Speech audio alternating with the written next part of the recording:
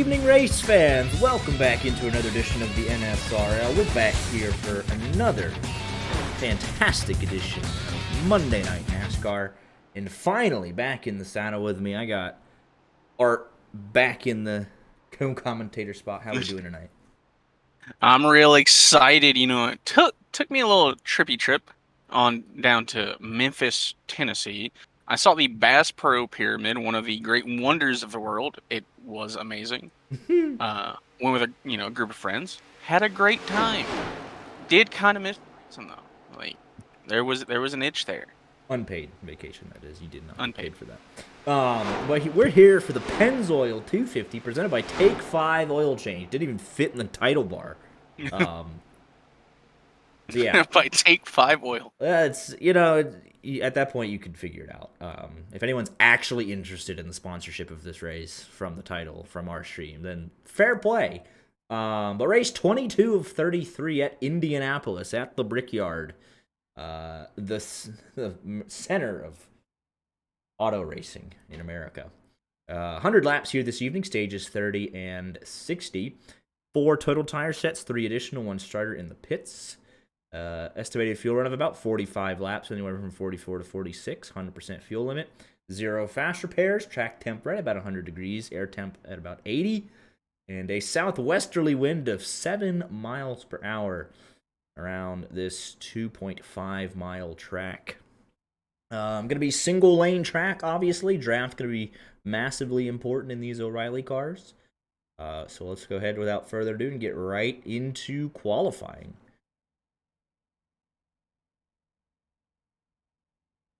And I really wish I knew which way the track was pointing, because I knew what Yeah, right. Like, is there any speed at all? I mean, there should be. It'll play a factor at least on one of the 4 corners. Look at this. We got a Jeff Johnson appearance coming back out. We got Matthew White. We got Spencer Owens making a one-off appearance, but let's see. Who's going to be the first man at speed? It's looking like it's going to be Keith Black in the 87 machine. Raising Cane's 87. So let's go on board with him. Down the long back straightaway as he dives off in there at nearly 200 miles an hour into turn 3. Through the short chute. And into turn number 4. Try not to get the tires on the rumble strips on the low end of that racing line there. First lap completed here. For the 87, he'll cross the line at a time of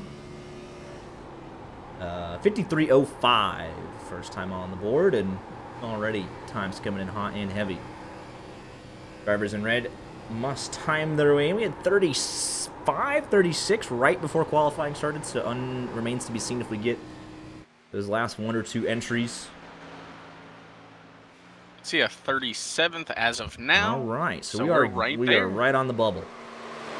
And here's one of the drivers that will have to qualify their way in. Jeff Johnson, as Spencer Owens will as well. Obviously, since they've only made spot starts this season.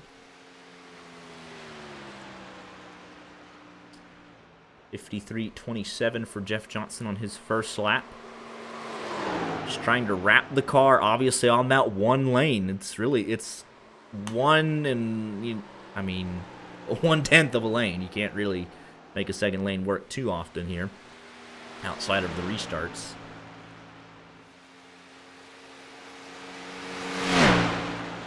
But you'll want to just try and wrap the momentum. Momentum's so important, obviously in the single car run,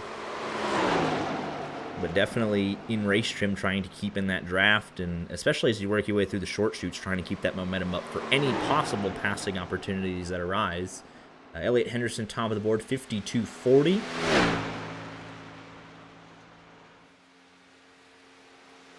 Second lap here for Jeff Johnson. Improves to 10th quickest. That should be good enough as it stands. He's ahead of a handful of drivers that have to race their way in. Keith Black, Richard Pruitt, so on and so forth. Bradley Gunn would want to improve on his second lap. He does, but still remains 15th quickest, so...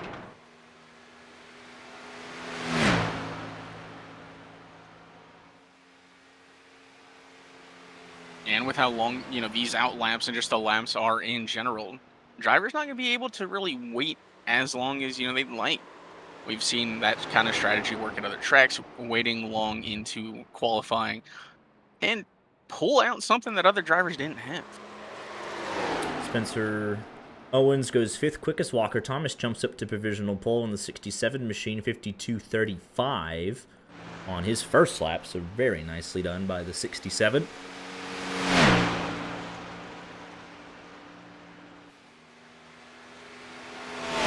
Will also be fun to see if there are any drivers trying to chase the wind. Like, I mean, 7 mile an hour will make a difference.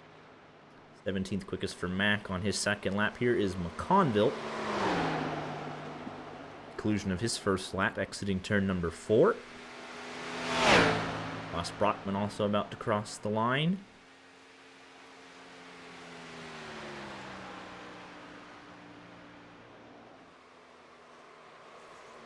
Looks like that lap did not count for McConville, so let's go on board with him for his second and final attempt.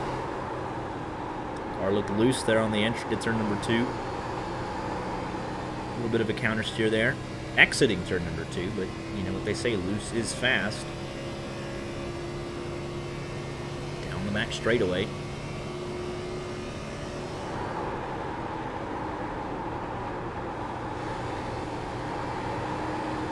The short shoot in turn number 3.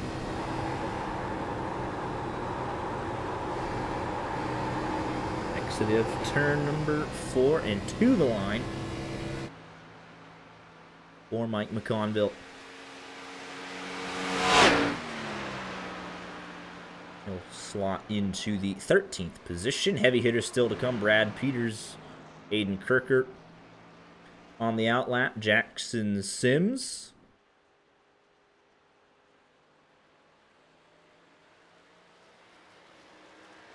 Using his first lap as an extra warm-up lap, Joseph Madigan on his outlap with just under 4 minutes remaining, about 3.5 to go in the session.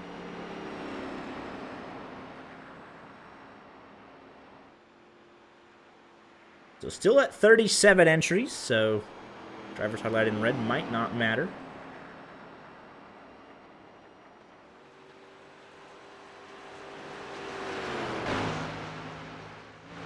Let's see here what, I'm just out of curiosity's sake here.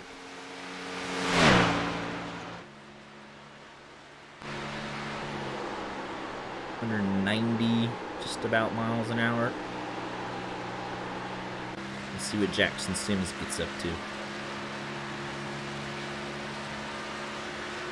Under 92 solo, so that'll definitely be nearing 200 easily in the draft.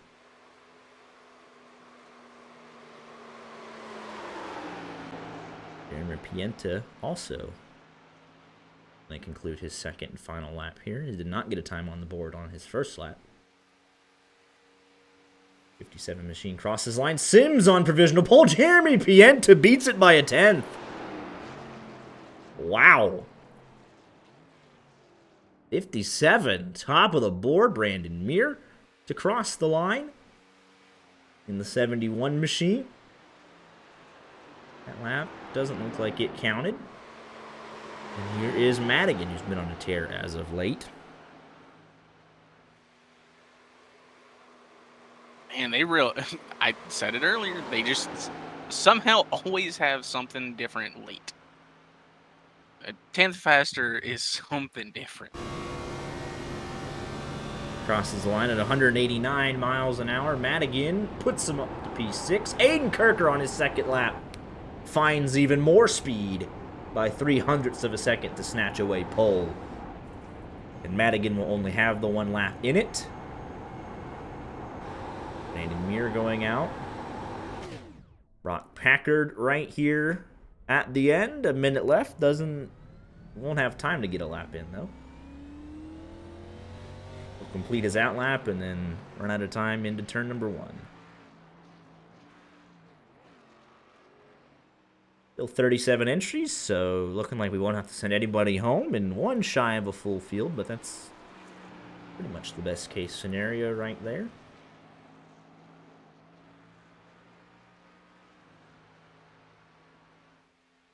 And this is the 71. He's going to start a lap, but still won't have time to finish it.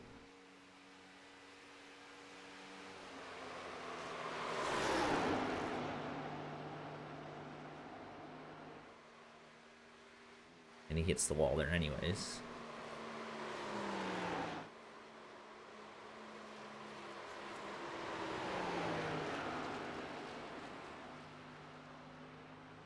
But what a competitive session there. 3 drivers within a tenth of a second. Obviously, with the the track being 2.5 miles, we will see a bigger field spread here. Time's about 1.5 seconds from pole to the back. But Aiden Kirkert putting it on pole here.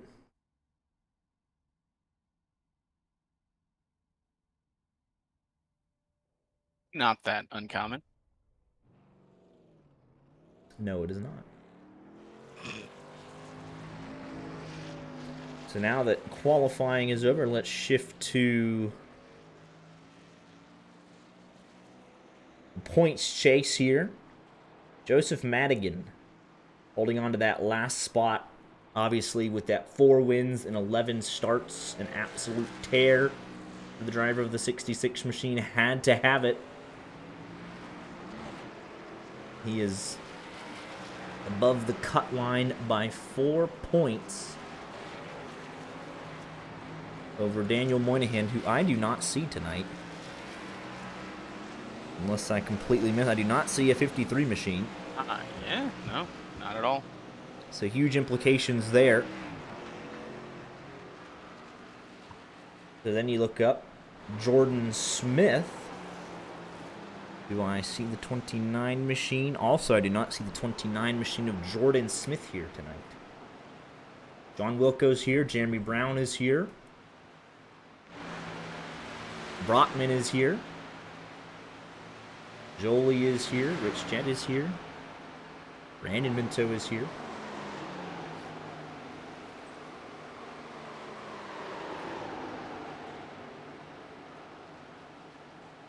Regular season championship standings took a massive turn at Atlanta. Walker Thomas having some issues early on in that race. Jackson Sims reaping the rewards to take over the top spot, nearly 60 points.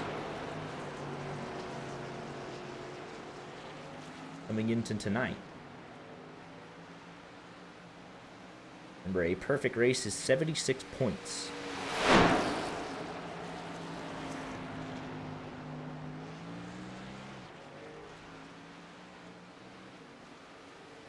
And honestly, it's kind of okay at the moment, right? Look at your top 12. That more than likely will be what we have.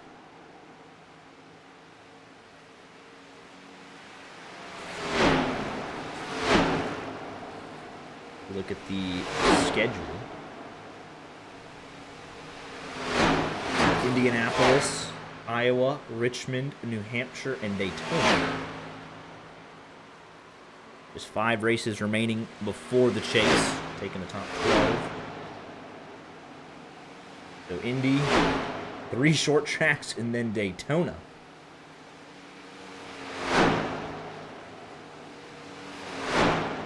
That's a very fascinating way to end the regular season here.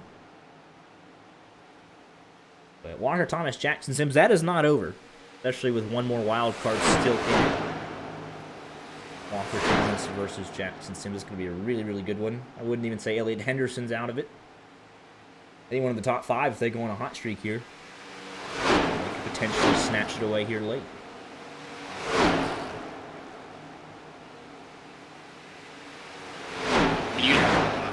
Hot streak, but it's possible. 76 races. If the guys around you have problems, just pick up the pieces. There's obviously something to be said, though. The guys that our 1 through 5 in the championship standings are more than likely around each other more often than not. So problems happen for one, it may, just kind of accordion to the rest of them. So there was a bit of controversy in the actual Xfinity race. Do you have any opinions on that? I didn't even get to see it. Oh, about the the burnout? bricks. Oh, yeah. Man, if we're gonna sit here and say you can't burn out over the bricks, well, guess what happens? What if somebody wrecks across the front stretch and slides across the bricks? Okay, so just imagine that scenario. Somebody spins out across the bricks because I got wrecked, but then you say, oh, you can't burn it down post-race. So then don't race. If it's that serious, that's moronic. Don't touch the bricks. You race cars on them 100 laps with 38 cars. What are we talking about? Doesn't make a whole lot of sense to me. I feel like opinions were definitely pretty split on that topic. Listen, if you can race over them however many hundreds of times, you can burn it down over the bricks. They replace them anyways. They got a whole... I was going to say, don't they literally sell them? They sell them. They get a whole... I mean, listen, this was 2.5 miles of bricks. They have plenty more to replace. So...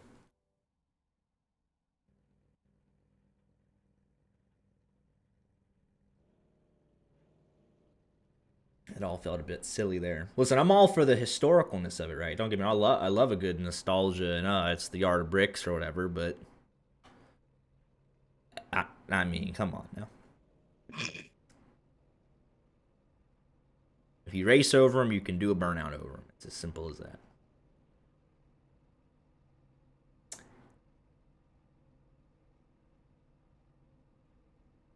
It's a bit of a wild card here. Jeremy Pienta, that was a very strong qualifying run for that 57 machine. He is 36th in points. He's only made 8 starts. Got 2 top 10s in those 8 starts. Definitely shows some speed and look to race in and around the front runners tonight.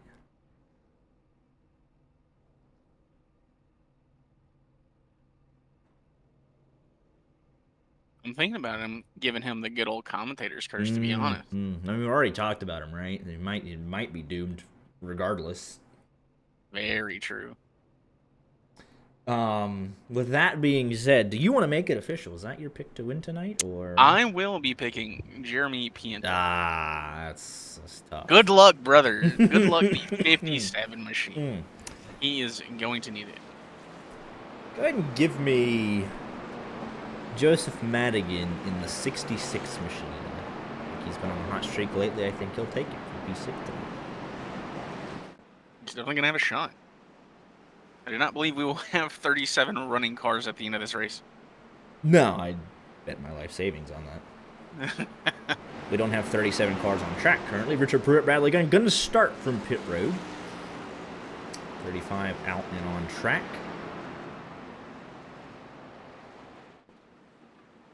100 laps here this evening. It's going to be difficult to pass. Remember, last year's O'Reilly race had a really good ending. This year, I guess with the package updates and everything, it was a little bit tougher to pass. It was impossible to pass. Obviously, yesterday's race, completely impossible to pass. But these guys will give it a nice go here tonight, I'm sure of it. I'll make the most of it, hopefully. And we'll just see what we got. But obviously, it's going to be a race to the bottom here.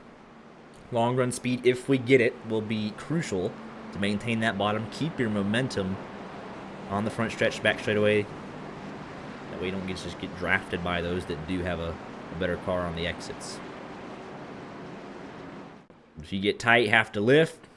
So you don't smack the wall exiting turn 2, turn 4, then you just lose all that momentum down the whole front stretch. You'll just get railroaded.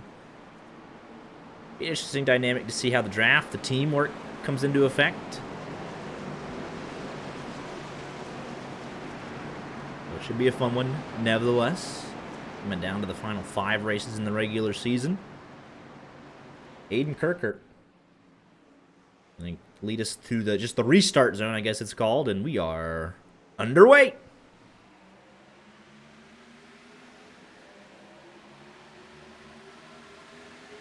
Pretty even start through most of the field. No massive checkups. And Kirk are clear to turn 1.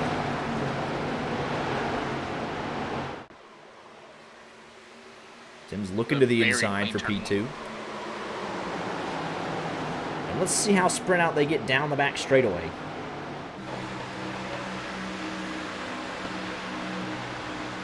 Instantly, in real life, guys wanting to be 2 and 3 wide, trying to make moves. And already Matthew White, he's +6.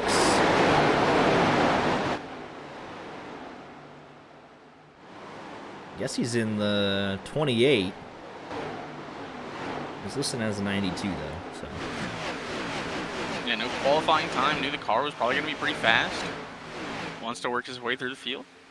And he's up 7 spots on the opening lap. Brandon Muir up 6 spots on the opening lap. Richard Pruitt, Bradley Gunn have got underway. All 37 cars out and underway. Look at this between Brad Peters, Gavin Fitzgerald side by side. Still looking for our first 3 wide action of the race. None been, tempted so far. No help, though, for that 69 of Gavin Fitzgerald. He was challenging Brad Peters. Now he's side by side with Zach Lindgren. Eventually falls back in line before looking to try again immediately to the inside of the 05.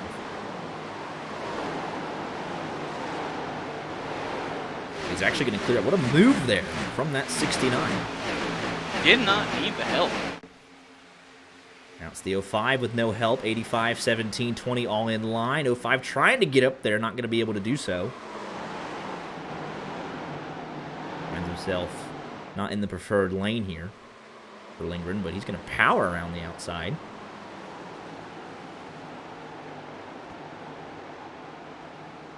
A little bit further back, Brett Kingcott, Brett Bennett, Brandon Minto, and Mike McConville. No help for that 82. Looks like he actually got into the wall there a little bit. Entering turn number 3, and Minto all out of shape into 3. Slides up the hill. Here comes McConville. There's Nathan Yarnell and Jeff Johnson. With Matthew really thought White. that 12 machine might be eating the outside wall. It was wicked loose there. Swirly Oh, looks there, like Keith Black, Donovan Boruff might have been into the wall there.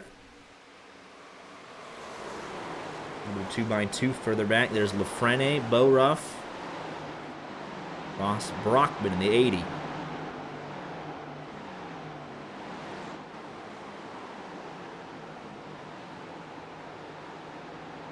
Johnson way up the hill. There is no grip up there. I am sure of that. As they'll race down the back straightaway.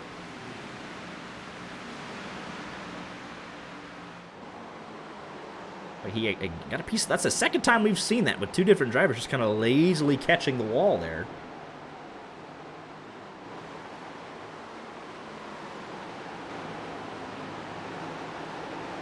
Lincoln with a run out of turn number 4 to the inside of Gavin Fitzgerald. You look at the leaders trying to snake like it's the Indy 500. That's how important the draft is here, and you can already tell we have different packs forming. Back to Jackson Sims, Madigan, and then in about 9/10 of a second, Elliott Henderson in no man's land, out in P6. Oh, we got contact between Jeff Johnson and the 06 machine of Lafrene. Lafrene got put on the wall. Donovan Boruff way up the hill a little bit further back. He's also nice gaggle of cars down the back straightaway. That's Brock Packard trying to make a move to get in line. Cuts in front of, that is Aaron Mack. He's up 6 spots in the opening 4.5 laps.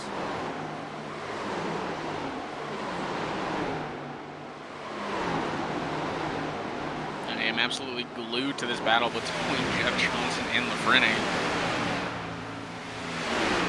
Jeff able to make the pass? 06 looks like he had him a little bit out of control there. Looked like he was lifting up the rear tires a bit. Keith Black trying to make a move to the inside of the 71. Nothing doing there. And I mean, we literally, these 2 guys way at the back of the pack here just keep each other company. 2 car links.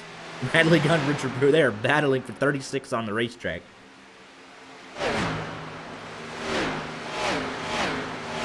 Everybody has someone to race with. The draft, super important.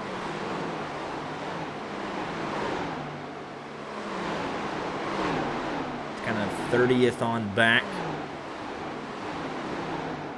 Burkett trying to pull away from these last couple of cars.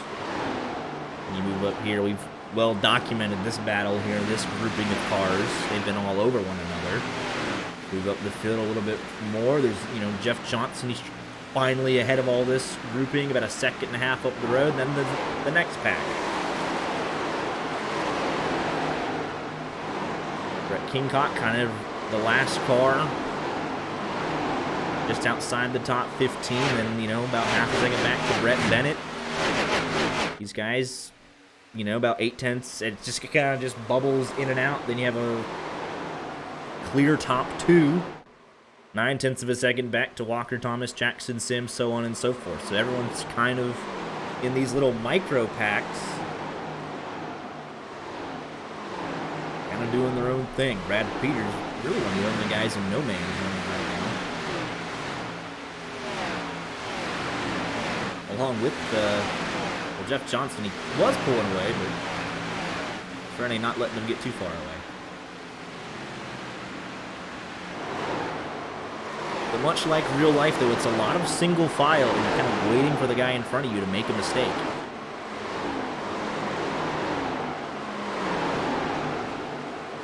In the case of Mike McConville, the guy in front of you cannot wrap the bottom. You have a better run off the corner. But if you have no help behind you... Or the help's trying to go around. Yeah, the help trying to pass you. Gonna slow your momentum, but yeah, the 90, not able to ride the bottom as well. Convo going to be on for the move here, bringing Matthew White right along with him, as well as the 12 of Minto, and probably Yarnell just behind that.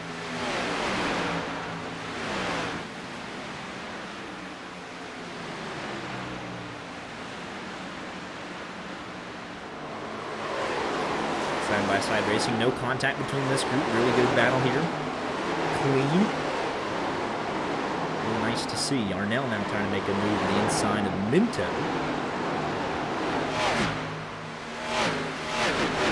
That's going to allow Johnson and LaFrenne to get into that draft.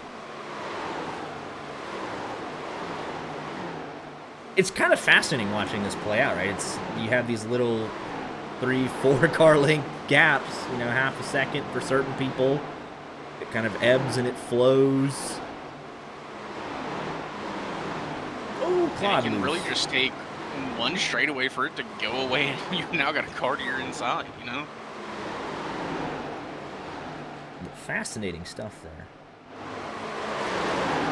You go back up front, it's the same thing. Not a single file, 2 to 3 car lengths, but obviously they're kind of following in each other's tire tracks.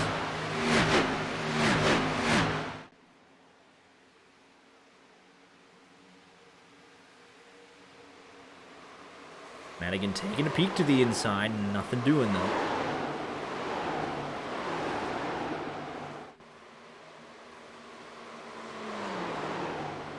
Zach Lindgren has caught Elliott Henderson as these two battle side by side, and that's just going to slow both of them up. Here comes Henderson. In about a 1/10 of a second through 4 alone. He was 4/10 quicker on that lap, and now they're right into this battle, him and Lindgren. So it's a fascinating dynamic if you want to, you know, pull out and make that pass. Try to make the pass. And if you're able to do so or not. I think what this group has done here, 8, 9, and 10, they realize, hey, we are the last 3 guys getting stage points. We're content to kind of just ride right now. We got 2 seconds back to Jeremy Brown. And you see some drivers figure out the bump drafting, bring it back.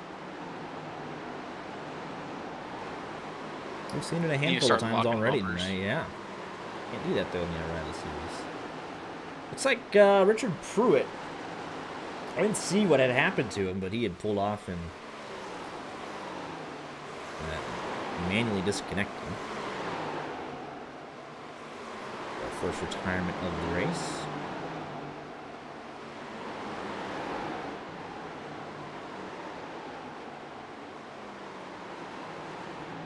Just trying to monitor these gaps and to figure out when. Oh, here's some three wide. Oh, I said these guys were doing a nice job of kind of minding their business, but no, they weren't. There's 3 wide of the night. Jeremy Brown's closed in by half a second as a result of that. They are bringing the fight to themselves. Yes, they are. Wishing said, I'm trying to get away. I'm trying to break the draft. And just like that, Jeremy Brown is second behind. Great battle right here. Sylvain Joly, Brad Peters off into turn number 1. Josh Mertens, Brett Kincott, and Mike McConville. It's group of 5 right here. Peters up the hill.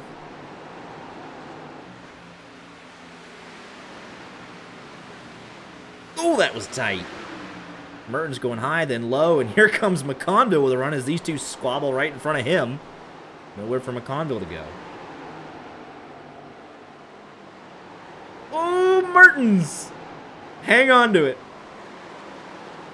He actually somehow might hold position. He was very sideways. McConville going to cut down to the inside. He's bringing the 82 right with him. Not quite a bump draft, but they are working together.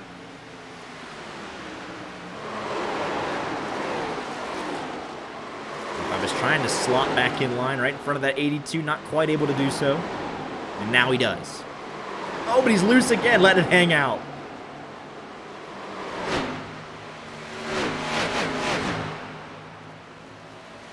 I think Matthew White might have used his stuff up. He's starting to fall back. He's not being pressured. He's got no help right now. Brett Bennett, Brandon Minto are on the low line working together. There's Yarnell.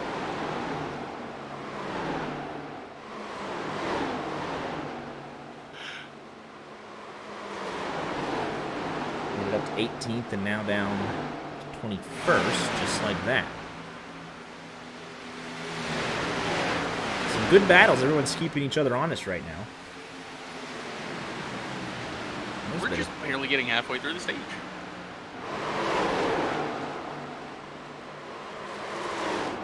Oh, by the way, Jeremy Brown, they did catch. He didn't bring Claude Furlan with him. Brad Peters in the wall a little bit further back and fanning out behind him, but Brown did catch up to this 3-car fight. As they had gone 3 wide, so he's now right with him. Aiden Kirker getting the Max Verstappen treatment right now. 1.5 seconds ahead. Comfortable. Top 3 unchanged. Madigan trying to change that. He closes up to within 2.5 car lengths of Jackson Sims. Lindgren, Henderson, Thomas, all right there together. Evan Fitzgerald holds that 10th and final stage point spot. Just over halfway through the opening stage. And what has been fairly eventful. Take a look at the, what is it, track map. It's really ugly, but it's honestly kind of fun.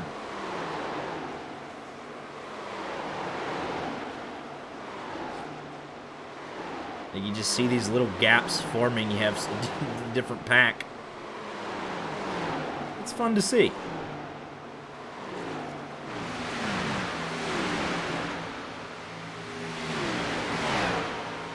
Brown is looking to the inside here. He's going to make this move off to turn number 1 here. He's got the preferred line. Gerald lets him have it. All that squabbling, look what it did for you. Now you're outside the points, man. Teammates working really nice together here. Steve Herring, John Wilco. Keeping up with this 5-car pack in the back of the field, 29th to 33rd. Looks like Matthew White may have had an internet connectivity issue. Oh, he manually disconnected. Just kidding. Oh. I all of a sudden saw him drop to the end of the timing tower. But he didn't even. I wonder. He did pit road. Okay. Bradley Gunn Wonder if started either from pit the road. tires were gone or he had an incident. Oh no, he pulled in and parked it. Fair enough. Okay. He was looking good for the first couple of laps, but he's like, wait a minute, falling back is not as much fun. So I don't like going this direction. I'm out of here. We'll be seeing you.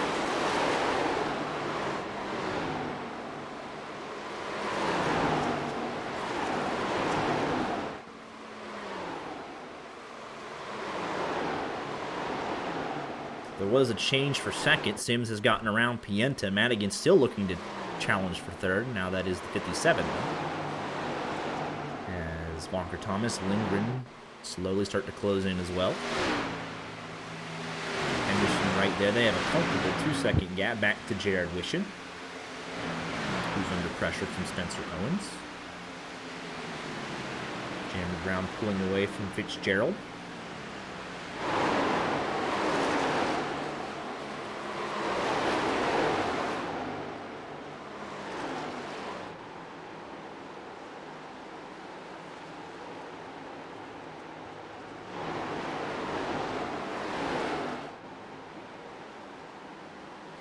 Just kind of, yeah, they're just rotating through the different packs, slowly getting spread out. We approach 10 to go on the stage. You know, it was from 8 to 5, now to 3 here in this case. 3 cars here, second back, 2 more cars, 2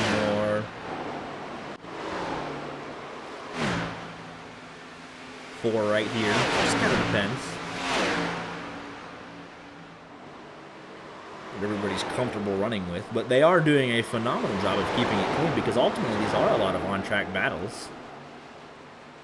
A lot of cars in close proximity overall. And they're doing a nice job of keeping it clean.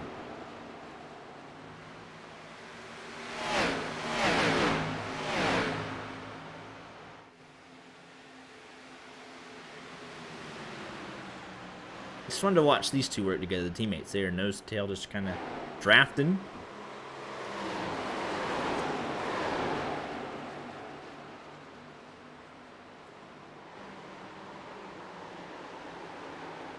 We know how they operate.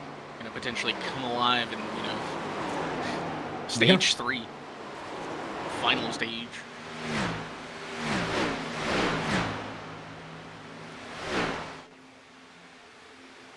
'67 trying to break the draft here on Lindgren. Not able to do so. Looks like he's going to let him have it on the outside. Lindgren's made a couple of passes in that extra 10th of a lane that's on offer. Go any higher than that, no grip. It's about as high as you want to go. 7 fighting right back, though. He's going to... Oh! 85 into the wall.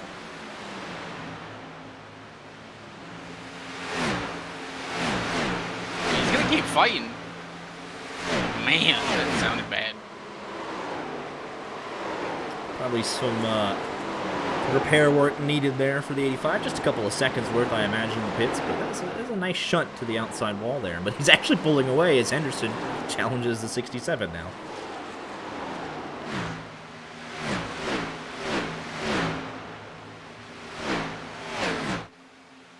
These two side by side. Dead heat at the line. Henderson on the low line. That is tight right there.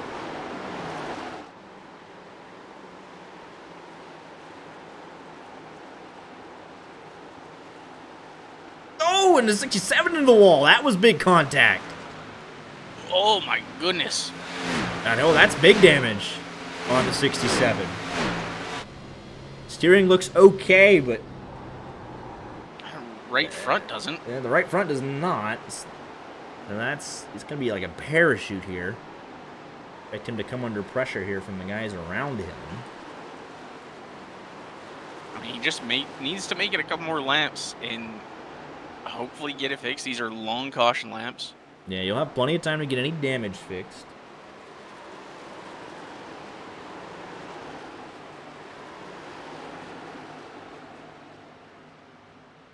These guys going side by side. Aaron Mack should be able to close in a little bit here down the front straightaway. Packer tucks back into line, though.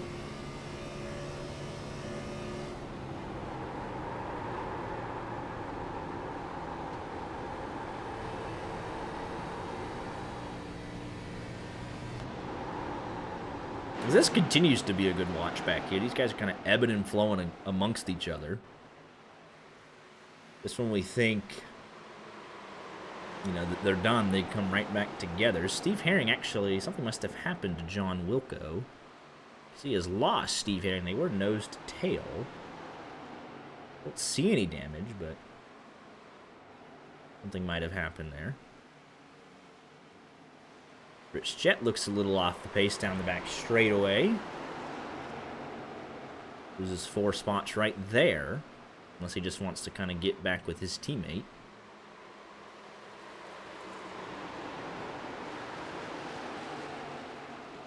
Interesting.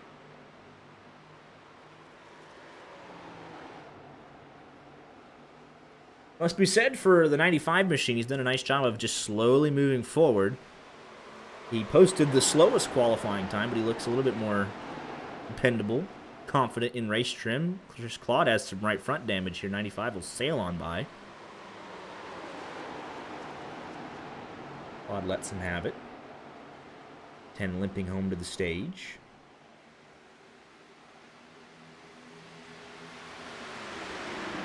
Just inside the top 30.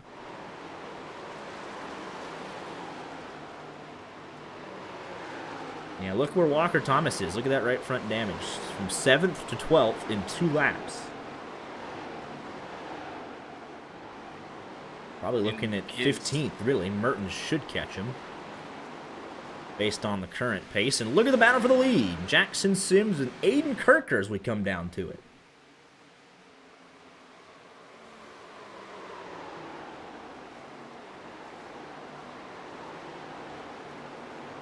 Battles all over this racetrack.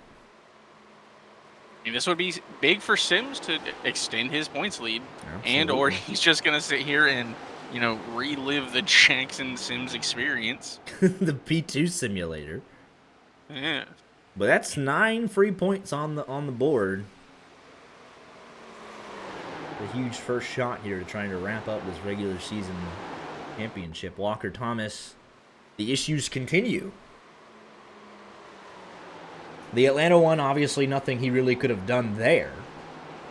Oh, they're both in the wall. How about that? That's quite a bit worse for the 76 machine. Holy. My goodness. Fighting. And Sims to the race lead. I'm going to 4 to go on the stage, and he gets it.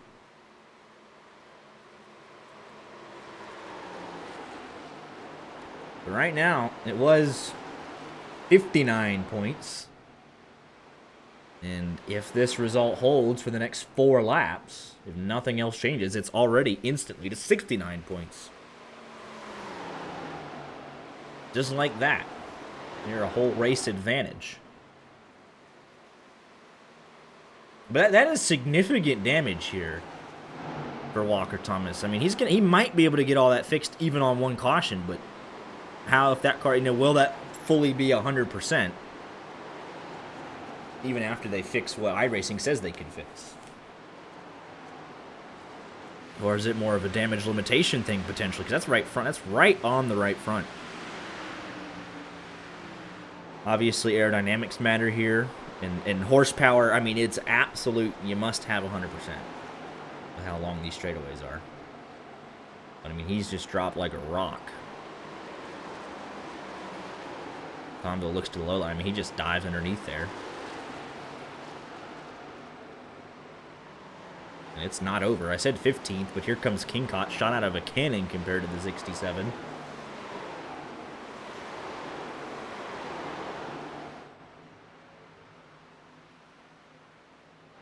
Battle's still all over this racetrack.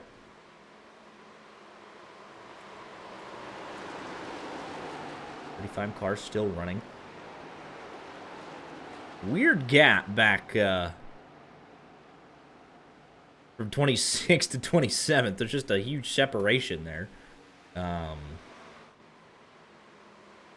Wilco actually in danger of going one lap down here. Not that it really means that much because the next closest car is 8 seconds up the road from him, but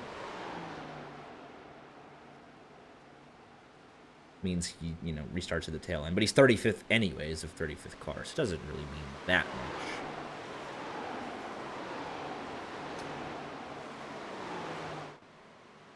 Seems we'll probably catch him on the last lap, but he's pulled away a second now, comfortable in hand.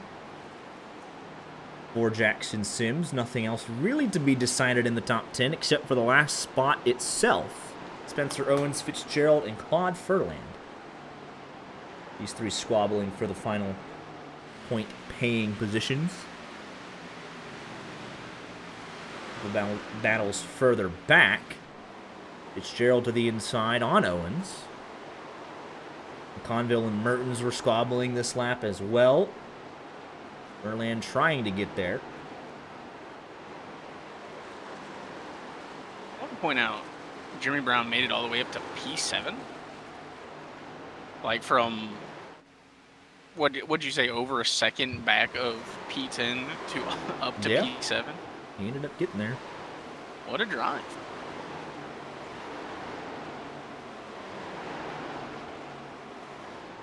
He's going to be content to guide Jared Wishenholm, 7th and 8th. Still squabbling here for the final point.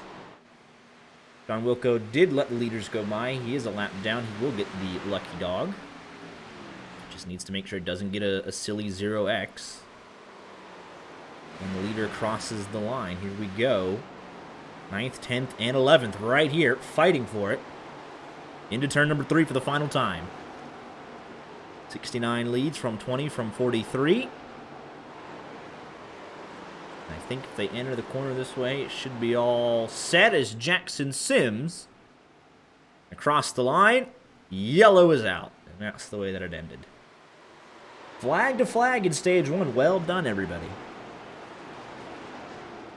I think you would have made your savings. We already down 2 cars. Yeah. John Wilco gets the lucky dog.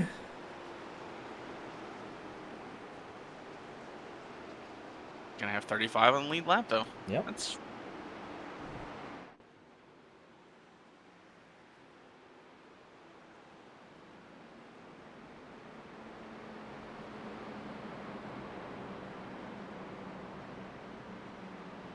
See who... Obviously, we'll see how much longer some guys have than others on pit road.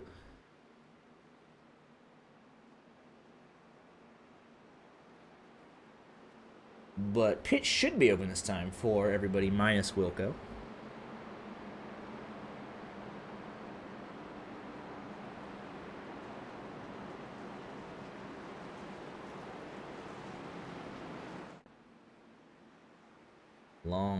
Long pace lap. They don't get to go. Well, they go 70, I guess. But can we just do the stages without the cautions? I mean, truthfully. One day. Not today, but one of them. Yep. Here comes everybody. 3 sets of tires. Does anyone try and gamble? There might be 1 or 2 at the back. I struggle to believe you make it to the next stage on an old set. Yeah, last lap was about 2.5 seconds slower than what they were on, so it's a tight pit road, too easy to miss your box, so like all okay for the leaders though. Tires going on. Oh, Jared Wishon missed it.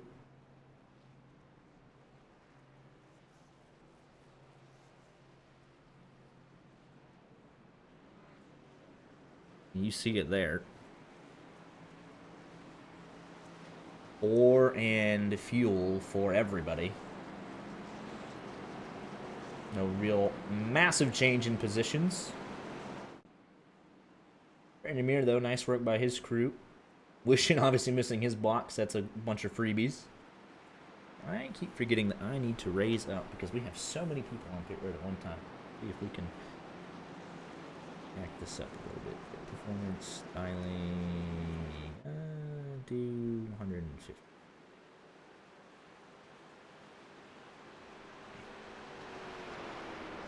That'll work, but it'll reset it. Yeah, it resets all the other stuff. I gotta remember to fix that.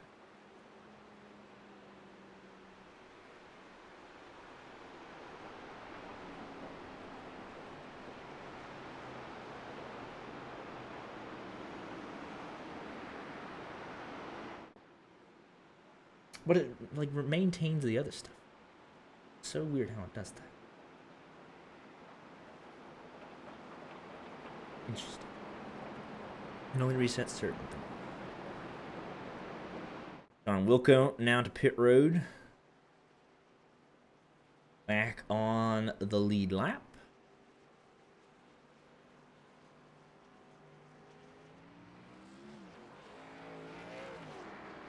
And let's see, he's usually a good benchmark for us on what the strategy might be. Oh, well, we can't tell because that is shocking.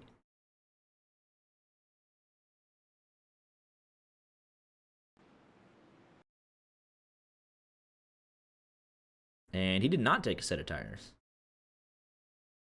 All right. He's going to go for it.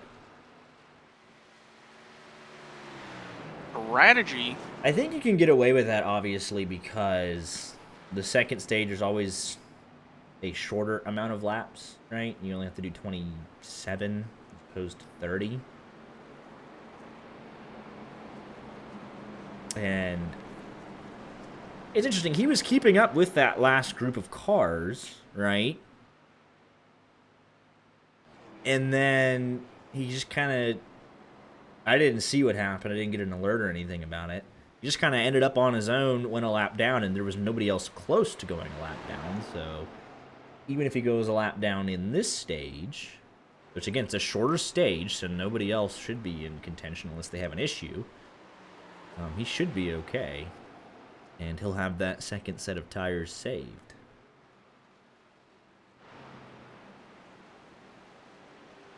Or, if a caution comes out in 10 laps, he can bolt on that set, win stage 2. However he wants to do it. But everyone, they're all 35 cars on track on the lead lap, and with the leading group, once everyone catches up. Chris Claude, still a little bit of damage on the right front. Walker Thomas, let's take a look at his car. That looks mostly fixed, but he'll be restarting in 28th. At a track that's notoriously hard to pass at. Well, his championship rival restarts from P1.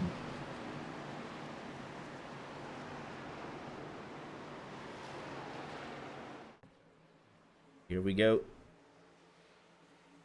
Jackson Sims in control through the restart zone. We are back underway here at the Brickyard.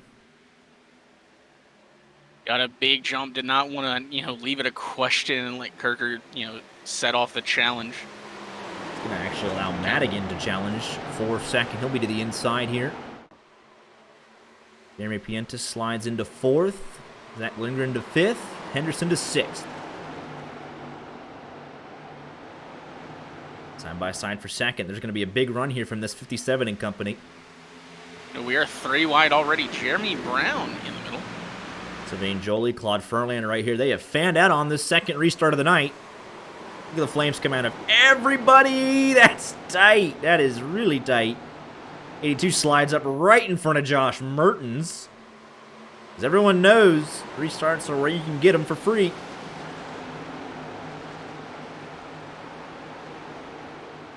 As they all scramble for positions. That is... Who's that? But way back. That's Yarnell looking way down to the inside there. And here's Brad Peters making a late move to the inside of McClellan. He'll get that done.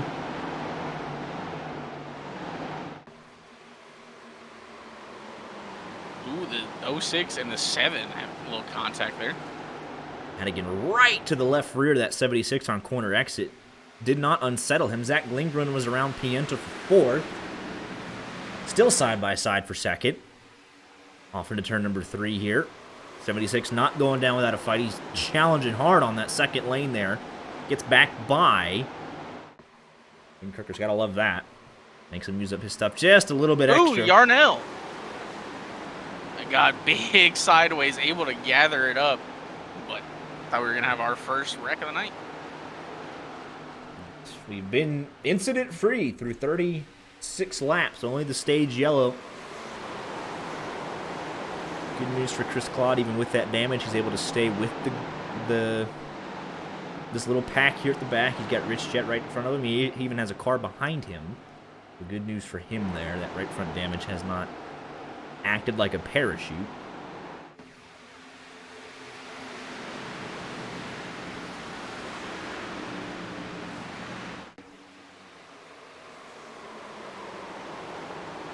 Not looking at the inside here. 82 on the 08. Jolie up the hill just a little bit. And caught with a nose ahead into turn number 4. Jolie fighting back hard on the outside. And he's going to have the drafting help down the front stretch. In tow of the 43. Here comes the 35. No help for Kincott. Look at that. That's a picture. He's like, where did everybody go? He still has that preferred line into turn 1. He's fighting hard for this spot. Fighting hard for 11th. Half a car length ahead here. 3/4. Still doesn't have the call. Now he does. Well done there from that 82. That car was sideways through that corner, man. What a pass. Brad Peters, he was thinking about a move to the inside there. On that 35. Still might be on the table for him. A little bit further back, Walker Thomas up from 28th to 22nd. Excuse me, 6 spots gained so far. Now has to work half a second to the back of Lafrene, and it's going to be slow going. We actually have some cloud cover here. No fog, but pretty much completely encased in cloud cover. Should increase the grip levels for everybody. We'll see if it can last, though. We, saw what happened to, Matthew White. I think it started to fall off. Didn't want to deal with it, and dipped. Could be incredibly wrong about that, but we will see. But we know with these faster cars trying to make their way back to the front, we're gonna have Wishing, we're gonna have Walker Thomas. We're just gonna see how they hold on, and or even if they can.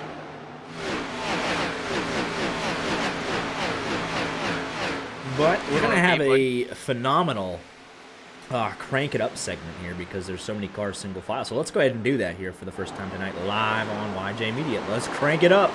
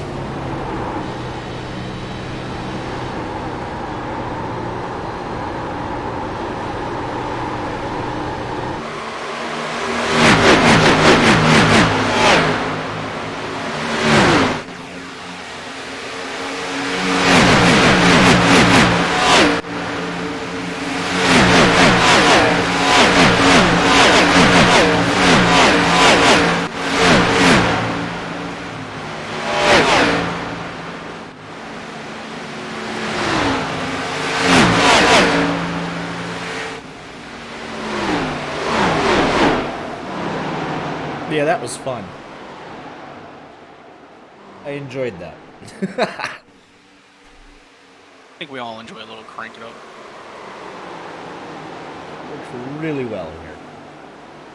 I don't know if you saw that, but during that, 8-2 was making another slide job pass around the 43 there. He's now into the top 10 for the first time this evening. 5 spots from where he started. One of the biggest movers tonight, along with Mike McConville, Ross Brockman, and Packard and Meir, both up 11.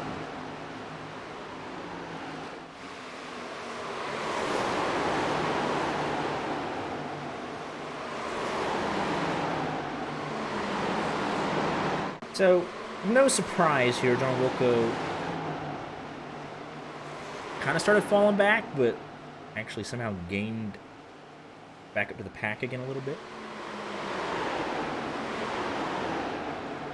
I think I had seen him on the access road at one point. I don't know who that was, but I think it was him, but he's right back with the pack again. We approach halfway through the stage, not quite half behind here. Half a track behind, so should be okay to make it. All on the lead lap. This is a definite cat and mouse game right now. They're willing to let this 26 kind of pull them around.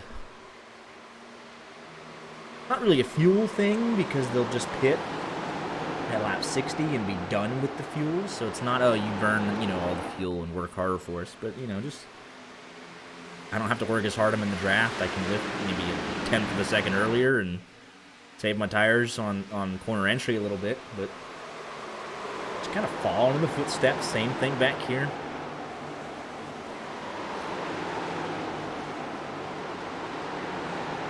Might be starting to suffer just a bit from those big moves he was making. Looks like he was sliding a little bit on corner exit there. Furlan closing in just a bit.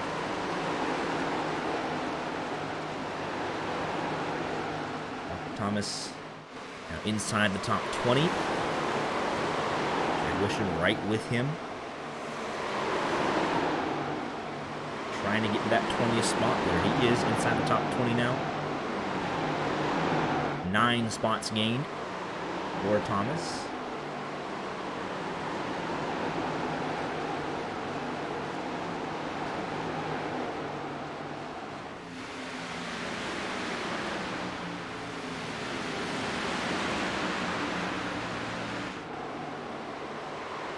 And it must be said, they got that car fixed up. So we know he's pretty fast. So let's just see how he approaches this with some guys that he's not used to racing around. Being very patient with him. He knows he's got, over half the stage, which is a long time. 15 laps to me, that's a long time. So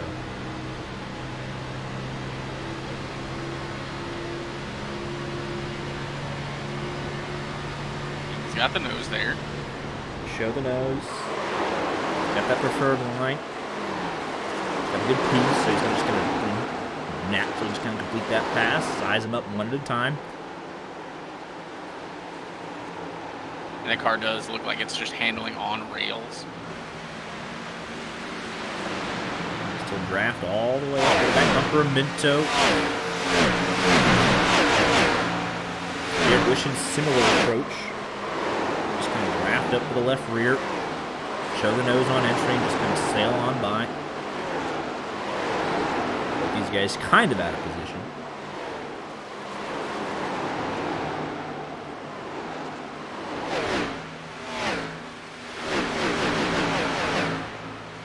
Just look how much space. They're 9 seconds behind the race lead just because of how the field spread works here.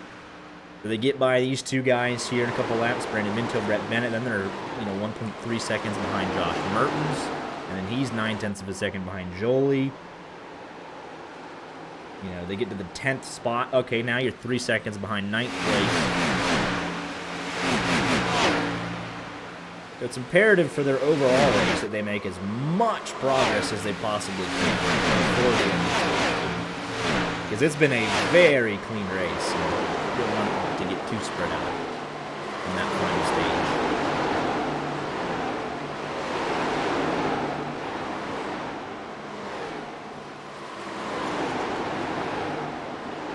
Every row that you can advance on the restart here in a handful of laps is going to work. And actually, these guys are going to work together here really nice right here. Thought we might have seen the a little peek at a 3-wide, but wasn't going to risk it. Wishing just tucking in behind Walker Thomas there. Obviously going to work together here. It only can help them.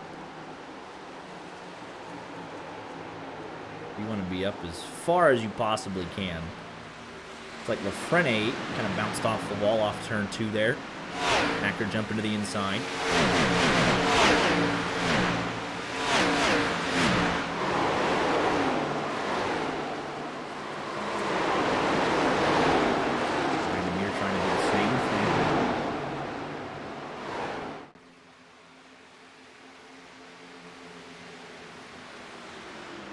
Zach lingering on Jeremy Pienta into turn number 1, and Pienta not, he's gonna fight it. Can hang right on his door. Lingren has the preferred line though into turn number 2, and then he'll let it go.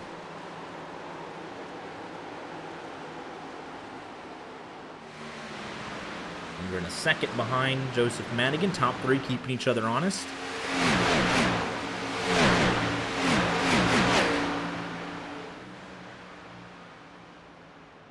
While this group back here continues to work together. And that will only help them as they, fight to stay on the lead lap. They're well on pace to do so this time around.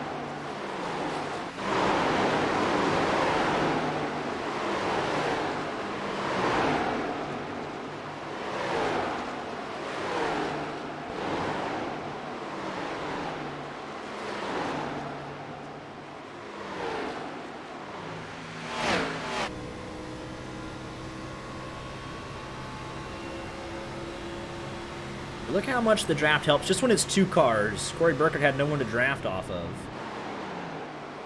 Bradley Gunn gets on the back bumper there, drafts right by him, moves up into 27th position. We'll see if he's able to pull away, though, or Burkett's going to do the same thing to him down the back straightaway. Let's find out. But he actually had a really good drive out of 2, so makes sense why he caught him, drafted off him, and now pulling away, so. Minto actually, he's put the clutch in there. He's trying to save fuel.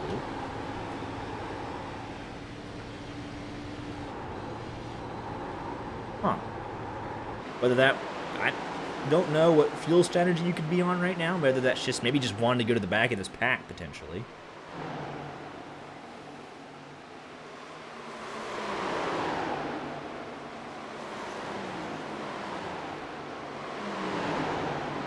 We've seen that 7 and 06 a lot together tonight, haven't we?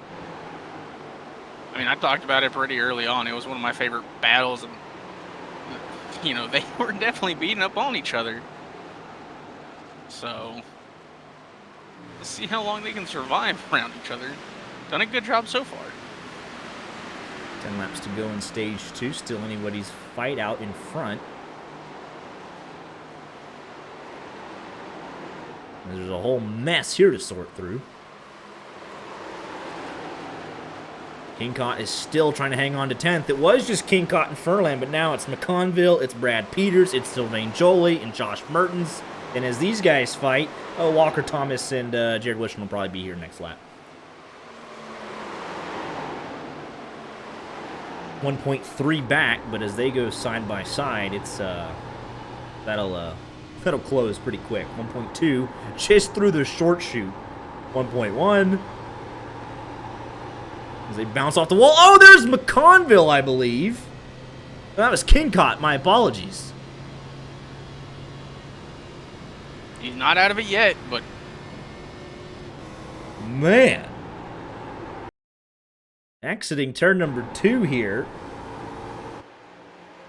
Oh, he just loses it. Bounces off the wall. Takes a big old slide here. Plenty of runoff room through the grass, and he'll stay in it. That doesn't even look like that much damage, to be honest. Peters also had a little bit of an incident through 3. And here is Walker Thomas, just like that. I think he had the intimidate button on because things got crazy.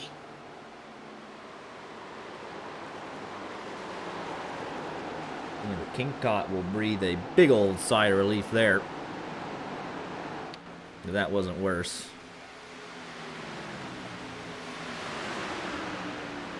Ricard's under a blanket here. 35 shoving the 08, but he's under pressure to the inside.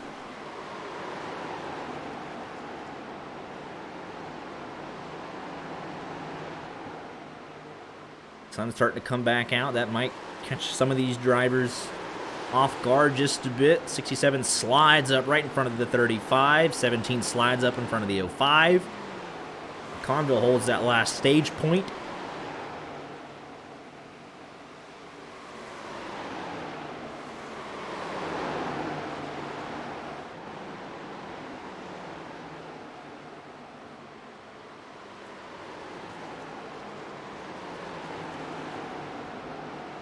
Eight laps to go on the stage. Sim slowly starting to pull away from Aiden Kirker. About half a second back to him, and then half a second back to Madigan again, who has raced his way into the bubble, and with performances like this will race himself right off of it. He'll definitely be a threat once the chase starts. Contact there between the 35 and the 05. That slows up Peters. King Cott says, I didn't hear no bell. I'm still fighting.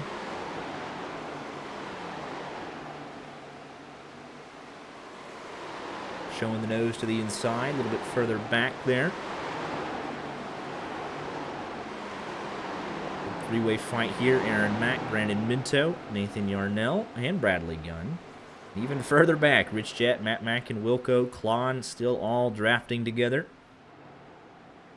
As you can see the difference here, they've done a nice job maintaining their speed here. They found where they need to be at.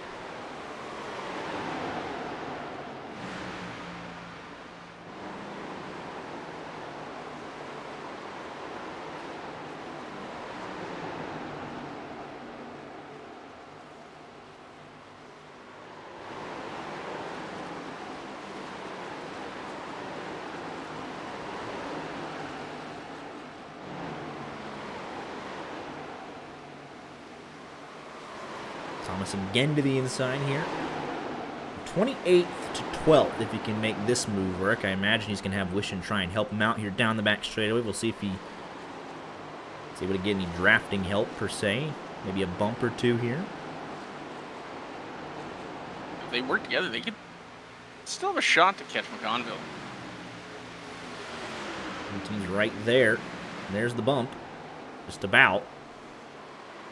Trying to get him clear. Good teamwork there. Draft does matter here. Okay, I mean, it's been on display from the drop of the green flag. Although that 08 able to... He's fighting, though. Doing a nice job.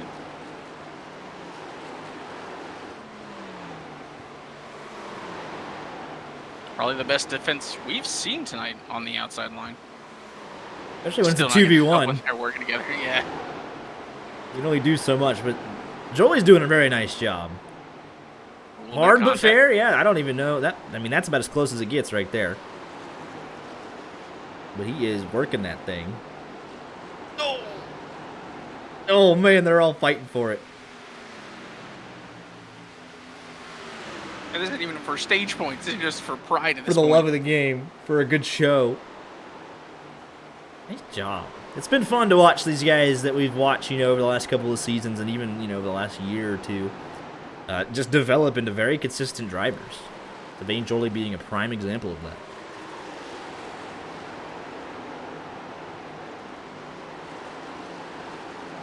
I mean, as a single car, he's putting up a heck of a... He's bringing Josh Mertens and Brad Peters and King Cott right back into it. I mean, he's maintained position. He did not give up that, you know, 12th spot to Walker Thomas. Well, if they were going to catch McConville and Furlan, not anymore.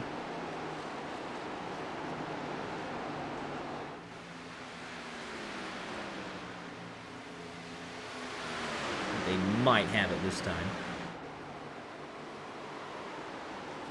Well, it's a big might. Maybe not.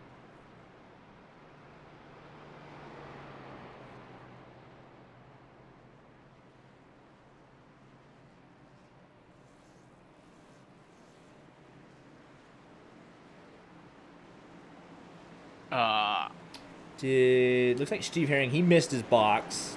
He drove by. Interesting.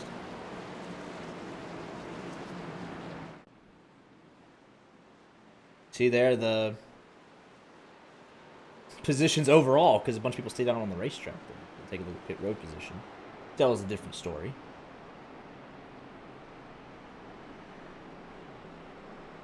Repairs for Yarnell, Bowruff, Chris Claude.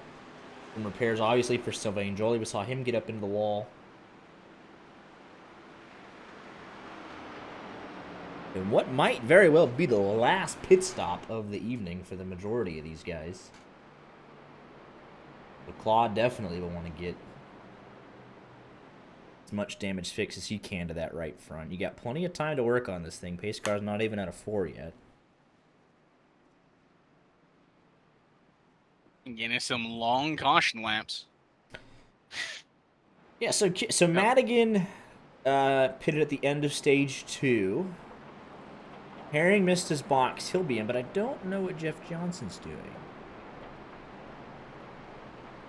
You think he just wants to get away from Gabriel Lafrene? Lafrene? I don't know. Yeah. Yeah, but Herring's back in. No surprise there. Jeremy Brown coming back in. Outside the top 10. If you're at the back, top off just in case of the green-white checker. Not a bad idea. And he's going to be up here warming these tires, but I don't get this. That was an obvious 4 in fuel stop. This feels very concerning. There's it's no logical reason to do this. It's not going to go well, is it? There's not a single thought in my head where I can be like, yeah, this makes sense, right? Like, it's just doesn't work like that. Man, this is a stubborn damage repair there on that 10 machine. They just beat that thing in, man. Might have a chance here for some more. This is...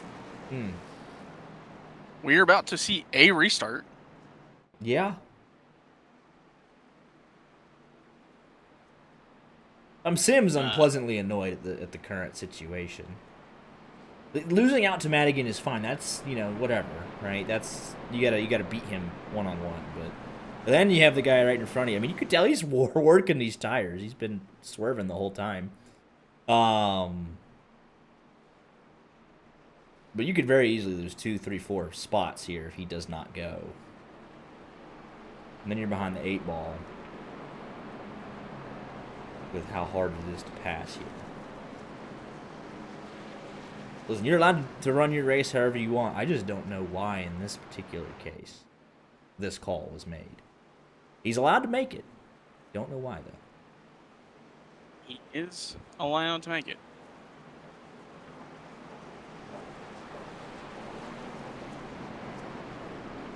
I mean, we've seen how this has gone for other people. We've remembered it years later. Mm-hmm.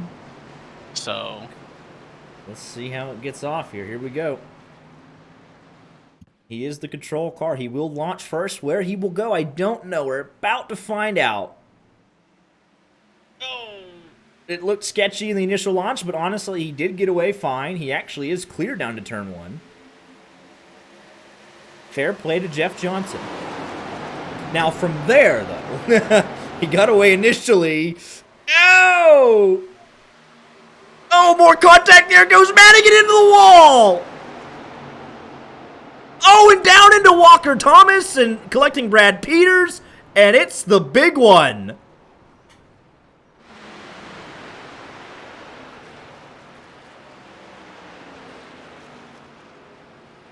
I don't know, Jim. Oh, man. That is huge implications for the bubble as it stands. That is huge.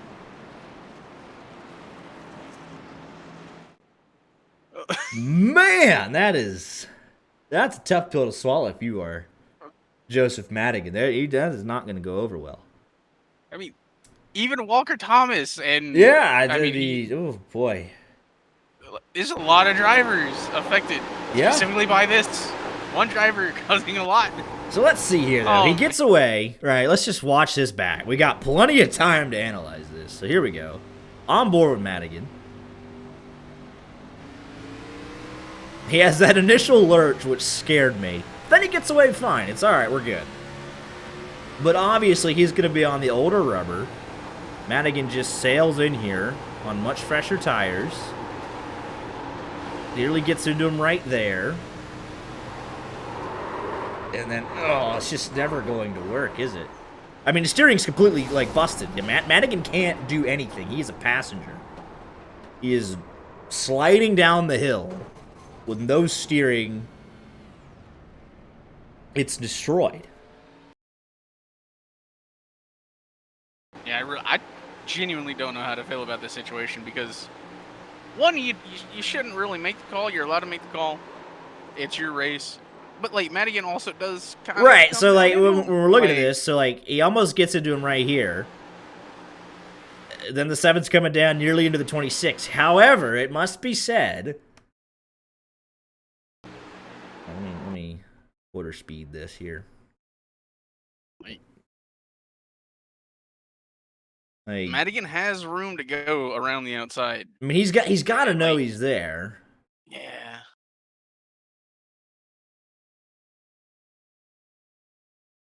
I mean, he would have, well, he might have heard 3 wide. I'm not entirely sure. But the 7, he's going to leave room here for the 26. I guess that's what he's trying to do. Obviously, the 7 has not started turning in for the corner. So you can say that as well. The 26 started turning in, the 66 started turning in, the 7 really didn't as much. And as a result, the 66 does turn down into the 7. So Madigan's obviously going to be, not happy about that. He's like, well, there's a car on old tires. Normally you turn down for the corner at that point, which he's got a point. And then he's a passenger here. Walker Thomas, big right front damage. Josh Mertens. There's Brett Kingcott into Brad Peters and up the hill into Ross Brockman, and Brock Packard's going around, and it's a big wadded up mess on the exit of turn number 2.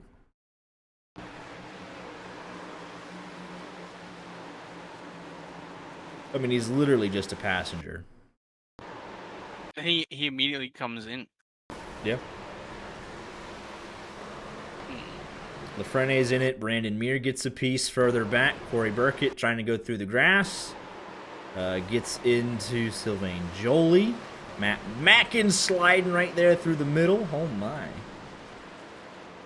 Matt Mackin's going to have a fun view of this. Very fun view. Man. Dewey! Oh boy. Now I would say probably on principle, I would have been on the brakes a little bit earlier than that. Oh, he does get Packard there. Yes. How was he not on the brakes sooner? I would have been on the brakes a lot sooner.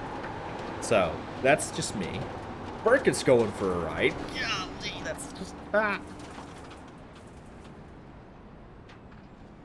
mean, at this point, he is on the brakes. It's just too late, though. The second incident, he was on the brakes. You can tell he was. 95's going to have a fun view of this. But that is not... You just see, oh, that's just bad news there. Mackin actually stepped out on him.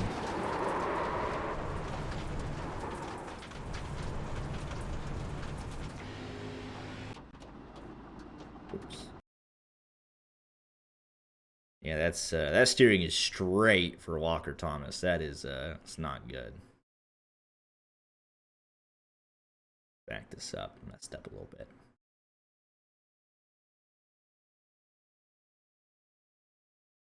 Come on, give me what I need. Golly. There we go.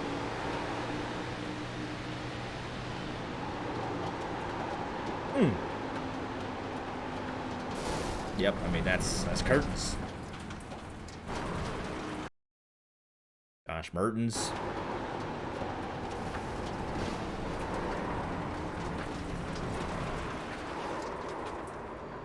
Yeah, that took out his steering. I mean, he's done. And we're back with that being Madigan on pit road, Mertens wounded. So how is he still going? How is he able to go? Packard's coming out. Walker Thomas is just kind of putting around, just kind of trying to log laps, I guess. Maybe steal a spot or two. Yeah, there's a lot. We'll see. Yeah, he's coming to pit road now, actually. Back underway. Jackson Sims to the lead. Then at the center of all that, Jeff Johnson then came to pit road, put on a set of tires, and he will actually still be in this race at 18th spot. So I'm sure there will be opinions on that post-race. Sure, there are opinions on that right now. I'm very positive that there are right now.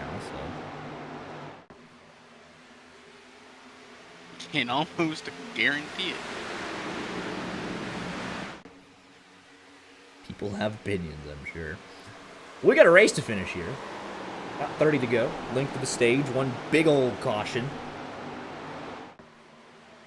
Cars in varying states of repair or disrepair at the back.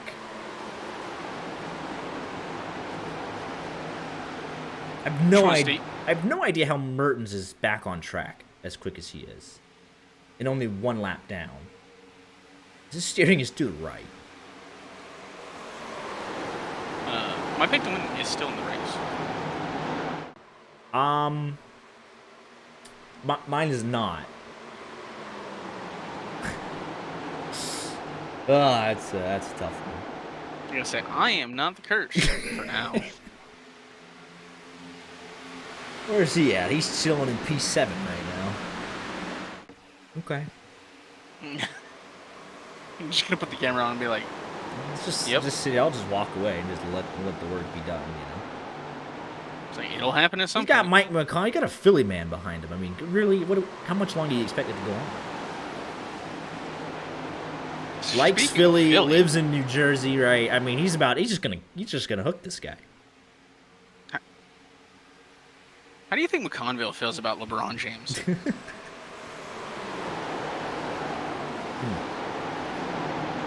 That's an interesting one, isn't it?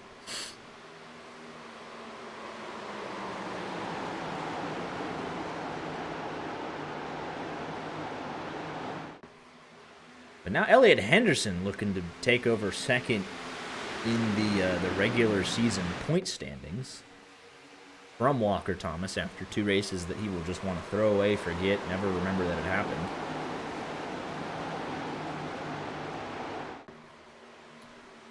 But let's see who this, ignore the ugliness, but this is what we have. Crazy that Moynihan wasn't here, nor Jordan Smith. John Wilco's going to pick up some of the pieces here, along with Jeremy Brown, and Ross Brockman, and Jolie, and Jet. Minto, but it's probably too little too late at that point, being 100 and whatever back, 150 back. But John Wilco's right there with it. He'll automatically move up to 14th. Don't know that he'll catch Moynihan yet. But Moynihan still has a shot because Madigan won't have gained too many points on him. Obviously with staring 35th place in the face, so... implications at the top. Walker Thomas going to continue to drop.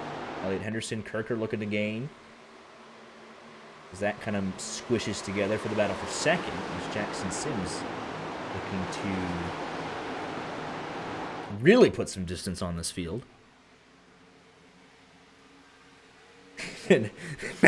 Sick. Yeah, I mean, you got a couple stage points, and I guess the stage 2 call looks really rough now because you gave up a couple of points. I'm sorry. But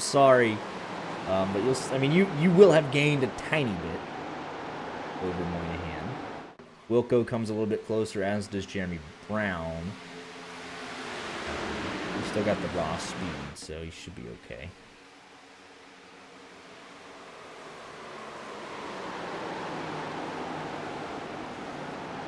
Let's just say I'm glad we aren't, interviewing everybody like we used to.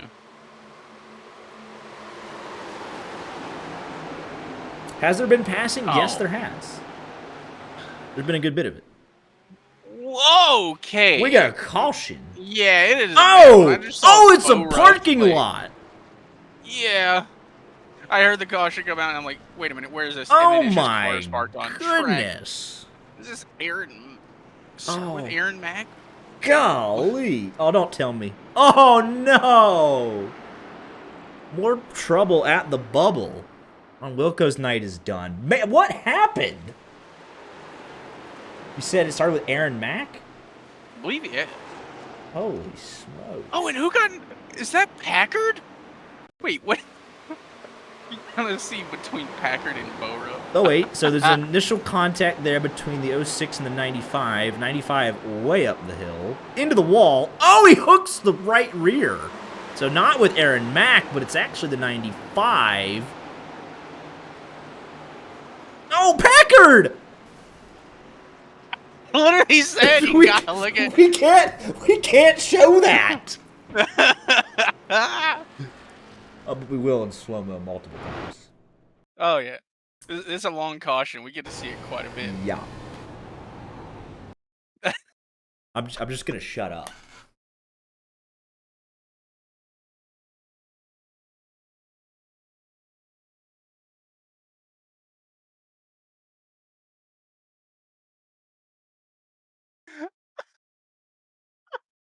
I mean, that is something else. Oh my gosh.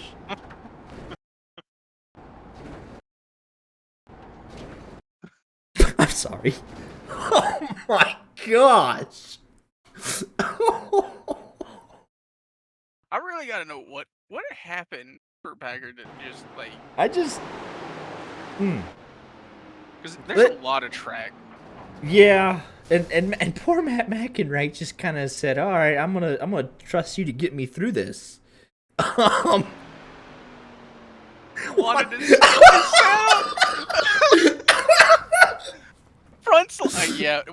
Yeah, I mean, I can tell you return to the left, but I know. I mean, I could see it as soon as I saw the onboards. Like he's turning to the left, and he's just he's not going left. Wanted to steal his setup. It's one of the funniest things someone has said about one of the wrecks we've had. I'm sorry. That is crazy. You can't blur the suspension when I'm under it.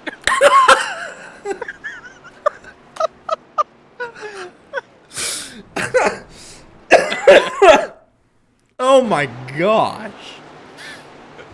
Oh boy. Oh, it hurts. Oh, so let's just go all the way back. So, right, let's talk about the accordion effect here, right? Seriously, like, I'm being serious here. Look at this little contact. Bam! It gets him way off-centered here. Up the hill, no grip up there. Nobody's out there. Off the wall, comes down, right hooks to 31.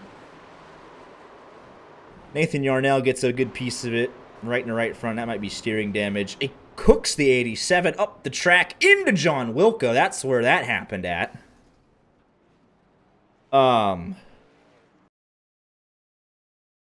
Nothing the 62 could have done. Nothing I mean, these are all just passenger. I mean, Brown slams the brakes. Just makes I mean, that's just crazy. Oh. If you're Donovan Boruff, right, you're just like let's just,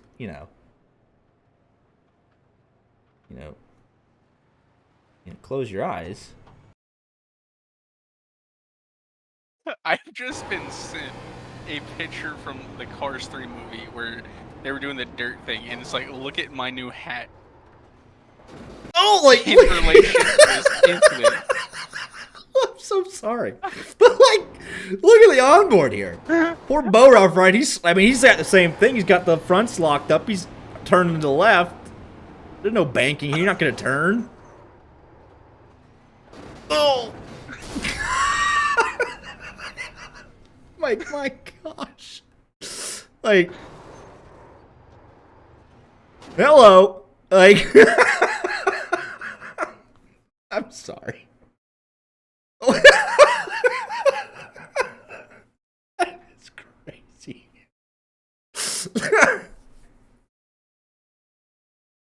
Oh my goodness. I mean, it's just impressive, really. Gotta check it out in every angle. I mean, that's just crazy. It's not good. Yep, that's me. Probably wondering how I Yeah, got. that's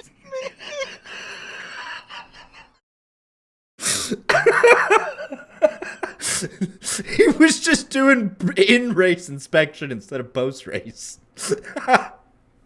Golly.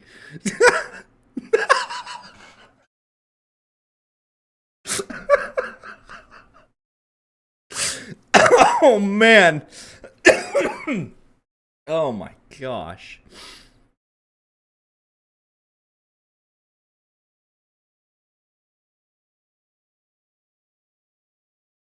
Oh boy.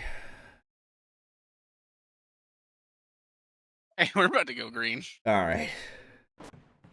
And we're back right as we go green. Holy smokes. Oh.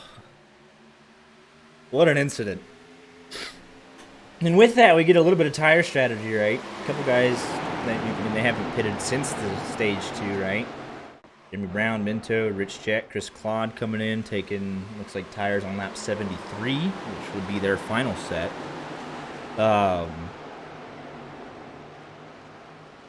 So,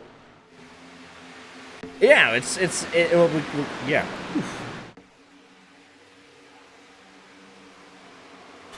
Curious. I do not think I will be setting those to max to show on stream. Very funny though.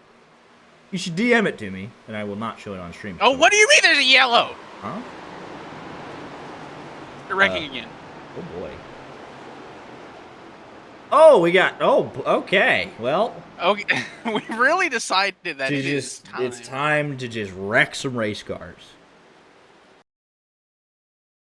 Holy.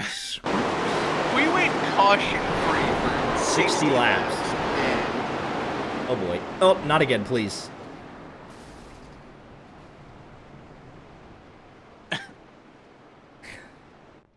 Kind of a similar incident.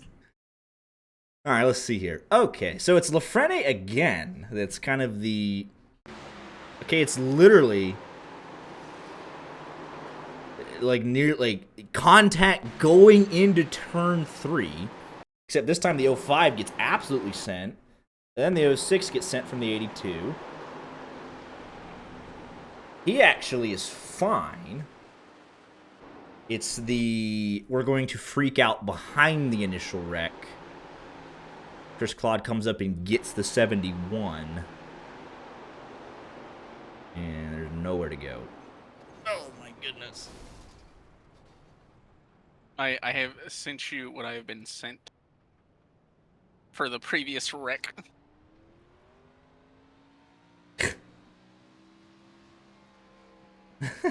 Look at my new hat. I remember that. The second one's funny too. The second one's might be a little funnier, honestly. Yeah, that's a tough one though.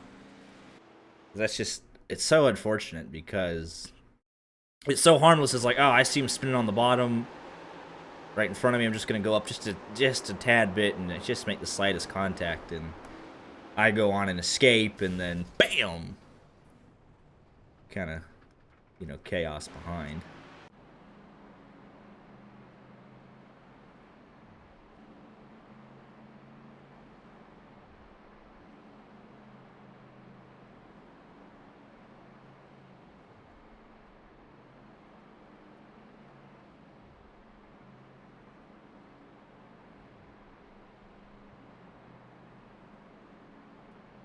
What a day. Yeah, what a interesting last 10 laps. And all of a sudden, we're about to just be, 20 to go, just like that. Yeah, we are right there. Like, I mean, restarting with 21 to go. The first 10 laps, really, of Stage 3 have just kind of gone by the wayside. I really want to know what happened for us to go from 60 laps green, really good, And it really was so clean innocent, racing. right? It was literally a bump going into turn 3. It wasn't anything. It's like, oh, they just drove off and wrecked each other. It was literally like, oh, I bumped, I hit someone going off into turn 3. Then I, came off the wall, happened to right rear somebody, and, from there it's like, yeah.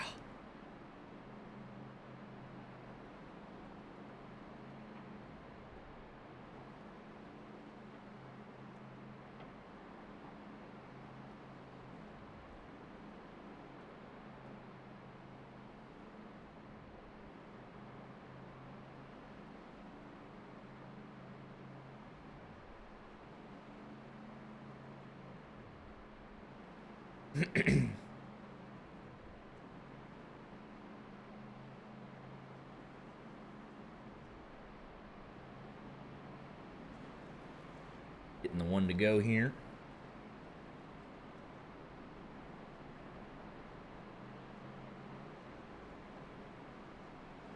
I don't know if Bo Ruff beat it out.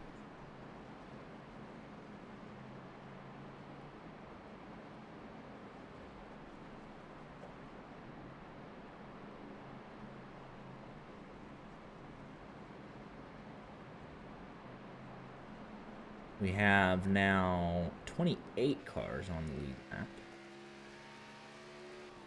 Ruff looks like he did beat it out just in time. Brandon Muir 1 lap down. Or looks to be in good working order, so he wants one more caution.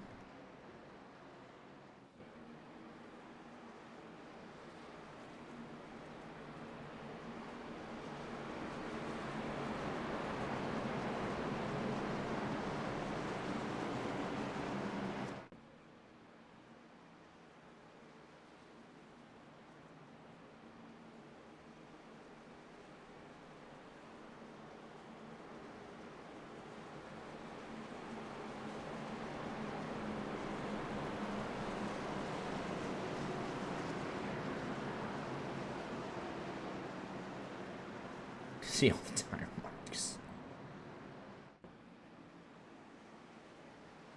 As long as they're not across the brakes, right? Right. There we go. Only one car a lap down still running. We have multiple on pit road. Officially out would be Pruitt, White, Packard, Wilco, Herring. Donovan Boruff going to do the old Kyle Busch, catch the field.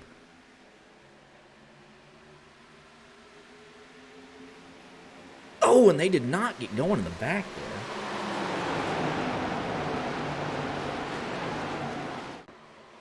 Back underway. Let's see how long we can make it this time. 21 laps to go, just like that.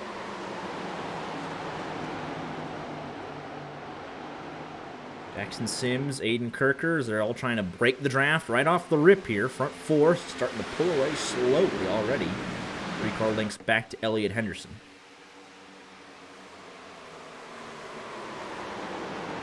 And again, problems into turn 3. Brad Peters up the hill. Looks like him and Claude Furland might have gotten together.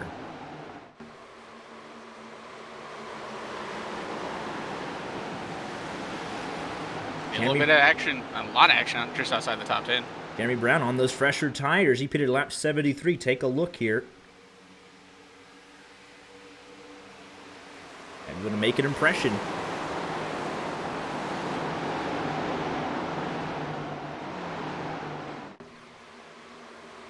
Oh, Bradley Gunn up into the fence. Brad Peters, that damage pretty significant. He's dropping back. Block the 06 all the way down to the grass. It still might not be enough with how much damage he's working right now. Oh, the 12 offline on the entry to 3. Problems all over turn 3 right now. Again, Minto goes up and out of the groove. Back under control now.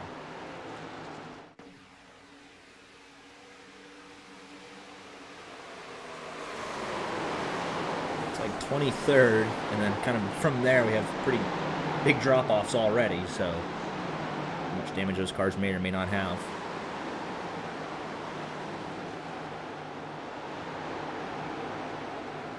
They're fanning out here, just inside and outside the top 10.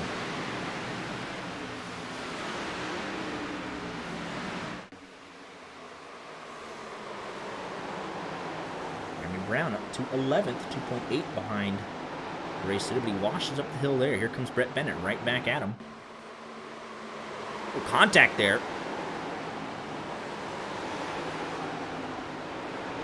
And he cuts right across the nose.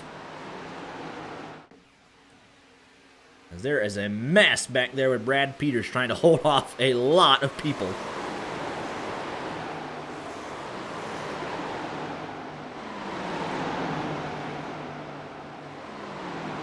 That damage is not going to make this an easy task. Into the wall for Brandon Minto.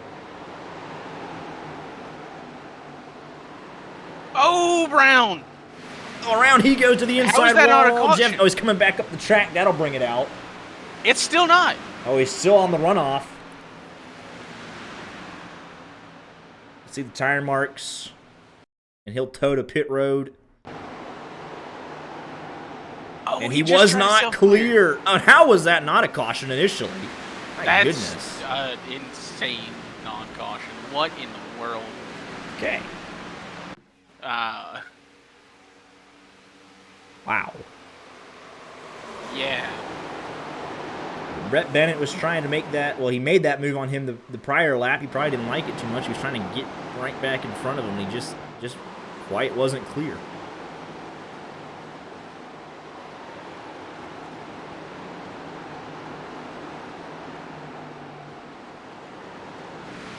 Race 3 has turned into a race of attrition all of a sudden.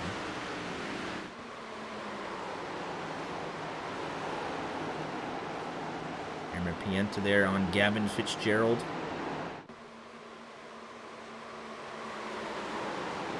If you're Gavin Fitzgerald, who was just, kind of in that bubble conversation, I think you, at least for the time being, put that conversation to rest tonight, because you were a handful of points above Madigan. He has some issues, and even guys below you having some issues. So you're feeling really good about where you stand heading into the final 4 races. Making the chase. As long as you can see out, the final 15 laps here. Sims, he's going to be in a battle here for this race win. Because there's Aiden Kirker in the grass trying to get by.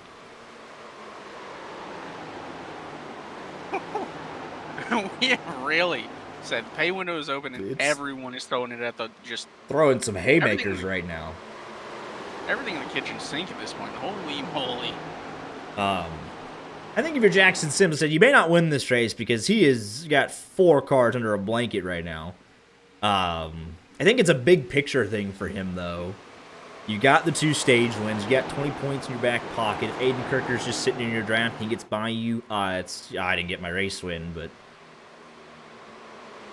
what a great points night. He's not giving that up easy. Right. Or do you go for that race win, get those even more bonus points, and just lock up that regular season championship? Say, right here, right now, I'm not going to go to Daytona and worry about what may or may not happen. Make that wild card race irrelevant. Still a lot to be decided. Guys with some tires in their back pocket still to use, including the leaders themselves. And with as racy as things are, we may not be done with the yellow flags. Because if you get blocked down to the grass, he's right there, so he's going to remember that. Any one of these front 4 could win it right now.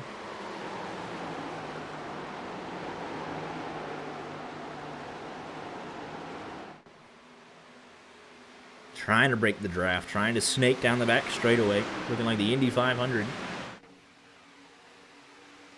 Henderson 1.4 behind the leading 4. If any of them get side by side, though, they'll be right on scene.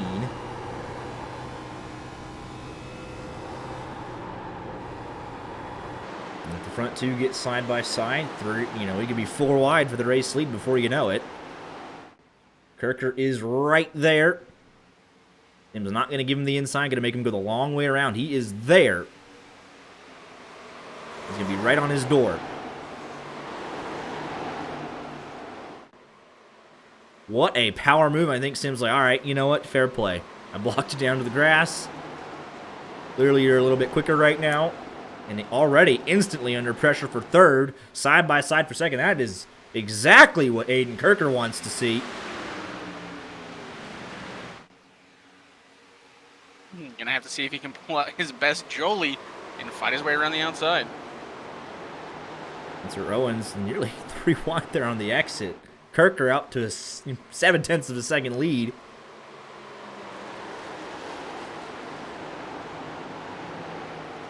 Oh, contact between Sims and Lindgren on the front stretch.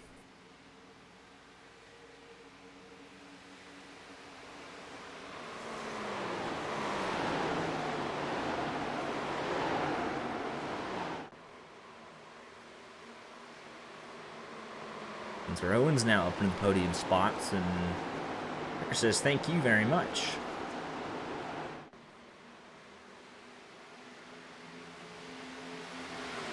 He has nearly broken the draft, 0.7 of a second.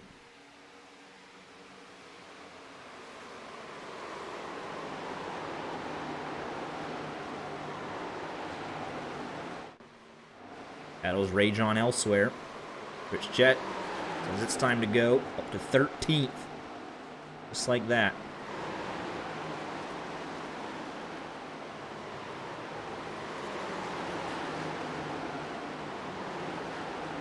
Jolie and Bennett battle behind.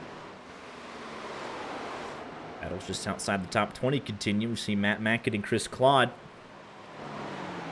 Nose to tail. There's Brandon Muir. He wants one more lucky dog.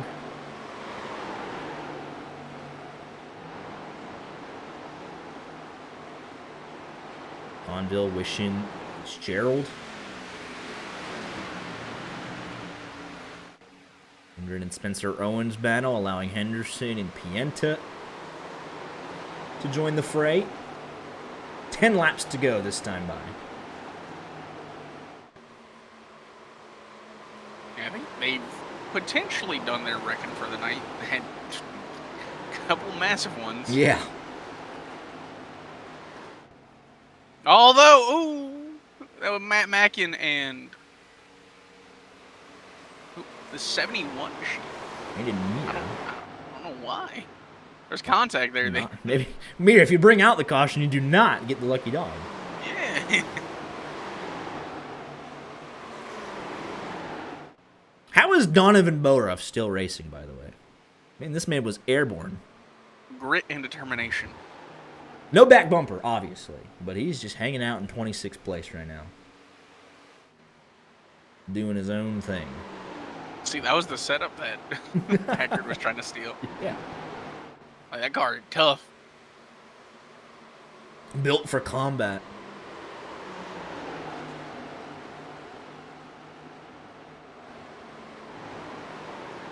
Whew. Kind of an exhale moment here with 10 to go, and all of a sudden, right, it kind of like stabilized itself just like that.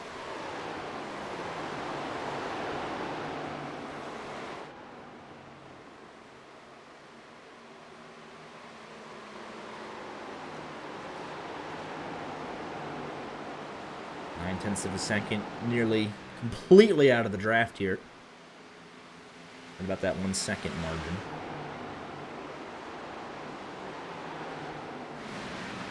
Jolie trying to get to the left rear, Rich Jet, bring him back. Bradley Gunn, nice job here.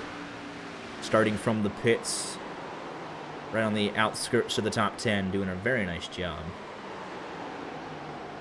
in that 42 machine.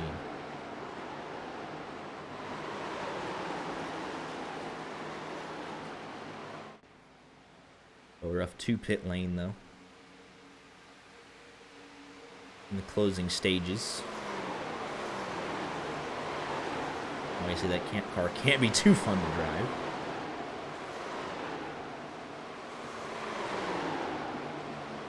Put on a set of tires, it might change it.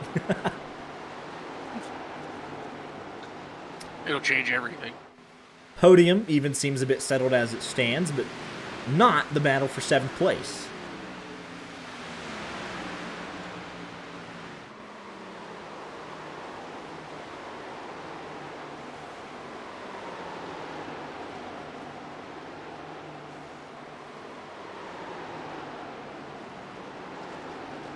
This trio here swapping positions. A second ago it was Bradley Gunn leading these three, and now he's at the back of it.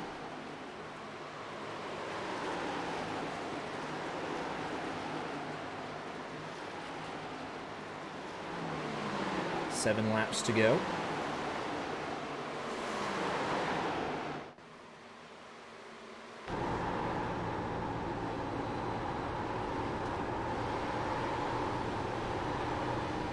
They're trying to get back to Sims. They had a slight contact a couple of laps ago. Sims trying to hold on to that second spot.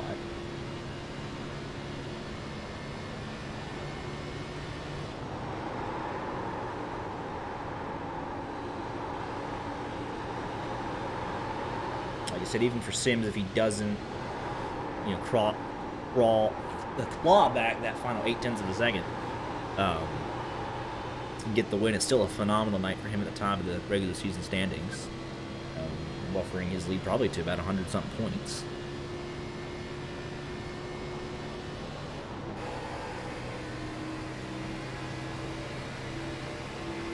Nell trying to get to that left rear. He's going to show the nose off into turn number 1 here.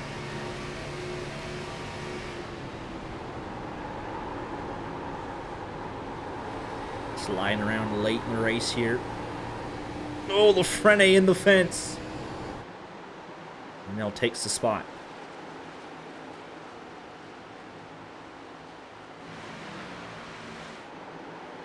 Brad Peters all the way back, back down to 20th. With that damage, just wasn't going to be able to hold on. Keith Black, good move here on the 19th.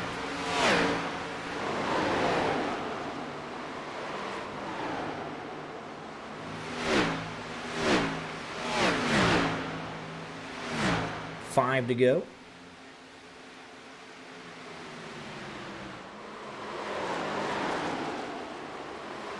Anderson trying to apply the pressure. Pressure back on it. The front two, half a second down to the race lead for Sims. Just clawing it back slowly. It was 0.3 quicker that last lap.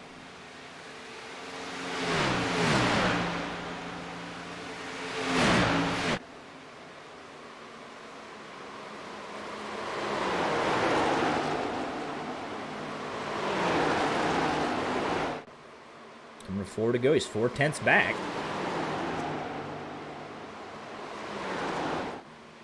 Really letting him hang out here. Got a good run. And close in with the draft about 3.5 car lengths.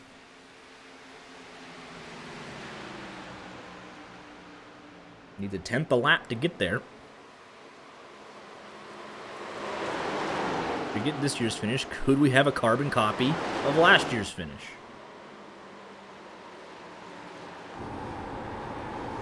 Let it all hang out. Let's see what kind of run he can get here. Good exit for Kirker, though. Gets it back up to 0.4. Draft will bring it right back to 3.5. He's trying to snake. That's a win for Kirker there. He just has to maintain. The 26 machine to work. Gained a little bit there through the short chute. Off of 3 and into 4. He maintains here off of 4, so a win this lap for Kirker. Lap traffic ahead. It's Corey Burkett, last car on the lead lap. We will catch him.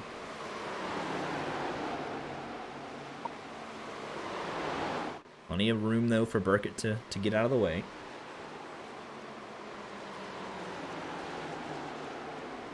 It actually helps Kirker, though, if he can just get the slightest little bit of a draft off the lap car. Yep, now 0.3 of a second. Down the back straightaway, 2.5 laps to go. 2.5 tenths in it. Sims trying to get back to him. This could get a little awkward depending on where they catch Burkett, but I imagine he'll want to stay out of the fight of the leaders. Make him go around the high side. That's going to lose Kirker some time. Oh my goodness, here comes Jackson Sims with a run. 2 to go. Sims is there. He's going to have one really good shot at him. When does he want to take it? Lap traffic playing a factor. It might be. You don't love to see it, but Sims will take it how he can get it. It might be here. Into turn 3 might be his best opportunity. Oh, he lost about 1/10.5 though off 2. Great run for Kirker down the back. Fantastic. And now he's under pressure from Lindgren. What a response from Aiden Kirker. And actually, yeah, there they go. Lindgren to the inside. That's going to be all she wrote. Got to a car length and a half, and I think it just gave out on him, the dirty air. Coming to the white flag. Half a second in it. Still trying to break the draft. No lap traffic ahead. White flag. Race is official. Needs 4 good corners. Through 1 for the final time. 4/10 of a second. Through the short chute. Sims letting that right rear fly out there. He gets a great run through 1. Needed that on the last lap, though. 2.5 car lengths off 2 for the final time down the back straightaway. 2.5 tenths in it. Not close enough to make a move, unless he has a bobble or a problem. Into 3 for the final time for Aiden Kirker, your pole sitter. Did not lead the most laps, did not win a stage, but if he can work through turn 4 for the final time, he's going to get the checkered flag. At the Brickyard, works off a 4, snakes down to the inside one more time to break the draft, and Aiden Kirker going to get it done at the Brickyard. What a drive there. I really Photo finish here between Wishon and Pienta for 6th. I think Pienta got it. Nicely done there. Gavin Fitzgerald P10. Narnell 16th. And coming home in sequence here, Claude Peters Mackin, Jeff Johnson, the center of controversy. Rounds out 23rd, and Ross Brockman will bring it home 24th in your final car on the lead lap this evening.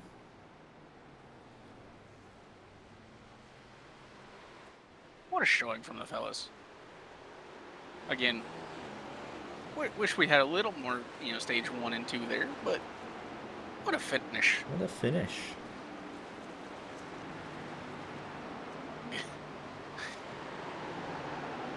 And there was that slight bit of contact. Sims blocked Kirker down to the grass. Kirker, the slightest bit of contact going around the outside. But ultimately, when it mattered, it was clean.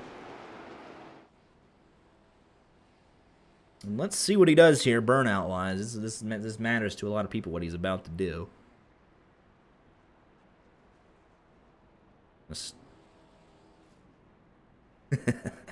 Is he going to make it a point to just... All right, I think he's good. Oh, he almost backed it into the fence. We're going to have to check that car. But came alive in stage 3 for him. Sims looked pretty unbothered in 1 and 2. And then third stage, Aiden Kirker really just was about 2 car lengths back the whole time. Never really let him get comfortable and able to apply the pressure, get a good run, and draft right by him.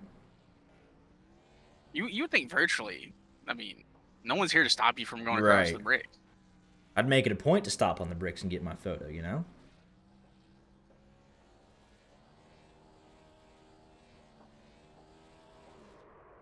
Maybe he saw the outrage. He's like, you're not getting me too. I'm not getting canceled tonight. Good work. Sponsors will appreciate it.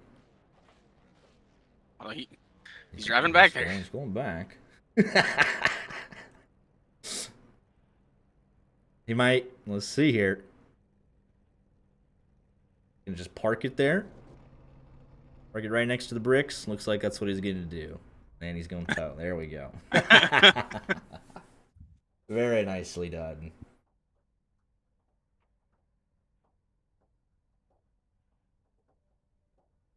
But it had been a while. It's been since race 8 for Aiden Kirker back at Rockingham, if you can believe that. Um, ends the winless streak there at 14.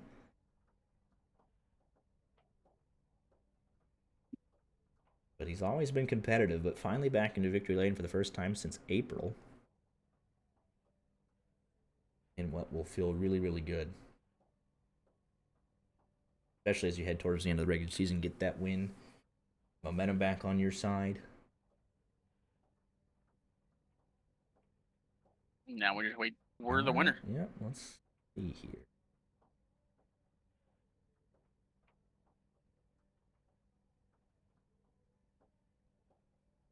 Give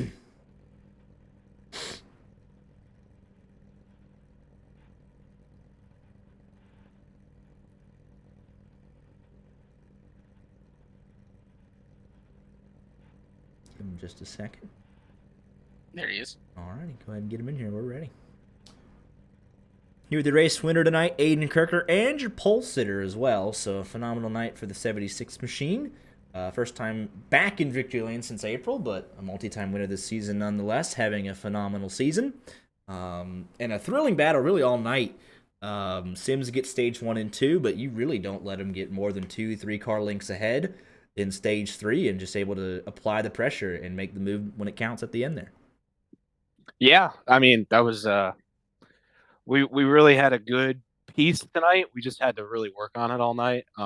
We I just really struggled with the balance in stage 1 and 2. Car was just super unpredictable with what it really wanted to end up being. It was like loose on entry and then loose on exit and then tight. It would just go every freaking way. So final stage we made an adjustment and it really just it worked like a charm. I mean,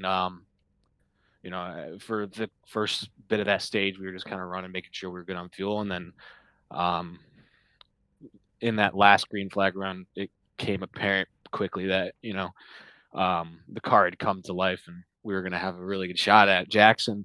Something that really hadn't happened all night, and I about had some brown underwear there. Would ended up in the grass on the backstretch. I thought we were screwed at that point, but then was able to get the run down the front stretch and take him on the outside and just kind of control the lead from there.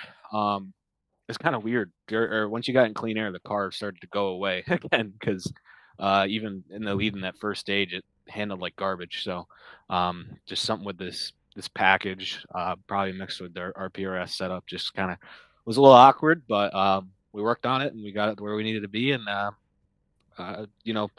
good bookend to the night. Start and pull and win the race, and hopefully we can get some momentum started up again. We've had a rough summer. We started off the season lights out, and then just accidents and performance and me losing my temper at Dover. Kind of derailed us a little bit. And deployments and stuff. So, but we're good. We're gonna try to make a push and hopefully the run for the championship starts here at Indy. So we'll see. Absolutely, your 4th win of the season, the most out of anybody. Actually tied with Madigan technically, but in 16 races with 10 top 10s, so definitely a contender this season. And yeah, well, getting that win so close to the end of the regular season, chase about to start. That's definitely a momentum builder for the team. But it was a fun battle. We had the changeable conditions, obviously, fully cloudy, sun pops out. Drivers trying to keep up with their cars was fun to watch. Yeah, going through the grass, you get out ahead in the clean air, 8 tenths. Like, oh, they're battling for second, and then coming to 2 to go, he's a car length behind you. It's like, oh my goodness. So that was a really fun battle between you two there for the win. For sure, yeah. Indy's a hell of a track. I know that this weekend in real life wasn't the most entertaining, but I've Indy in the B car is a driver's track. Like there's no question about it. I've always had good battles here. Always had really fun races. I've always had fun battles with Jackson. So, yeah, he definitely, we definitely made each other sweat tonight, I think. But it was a good battle, and looking forward to what kind of shows we can put on to run to the end of the season because I think he's probably one of the biggest threats for the title. So Absolutely. Well, congratulations again on the win here tonight, and we'll let you get in your shout outs if you have any. yeah, sweet. Just want to thank Elite Motorsports. Want to thank uh, Premier Racing Setups for bringing the winning car to the racetrack tonight. Diecast fans, I want to thank Bush Light. It powered me through this race. And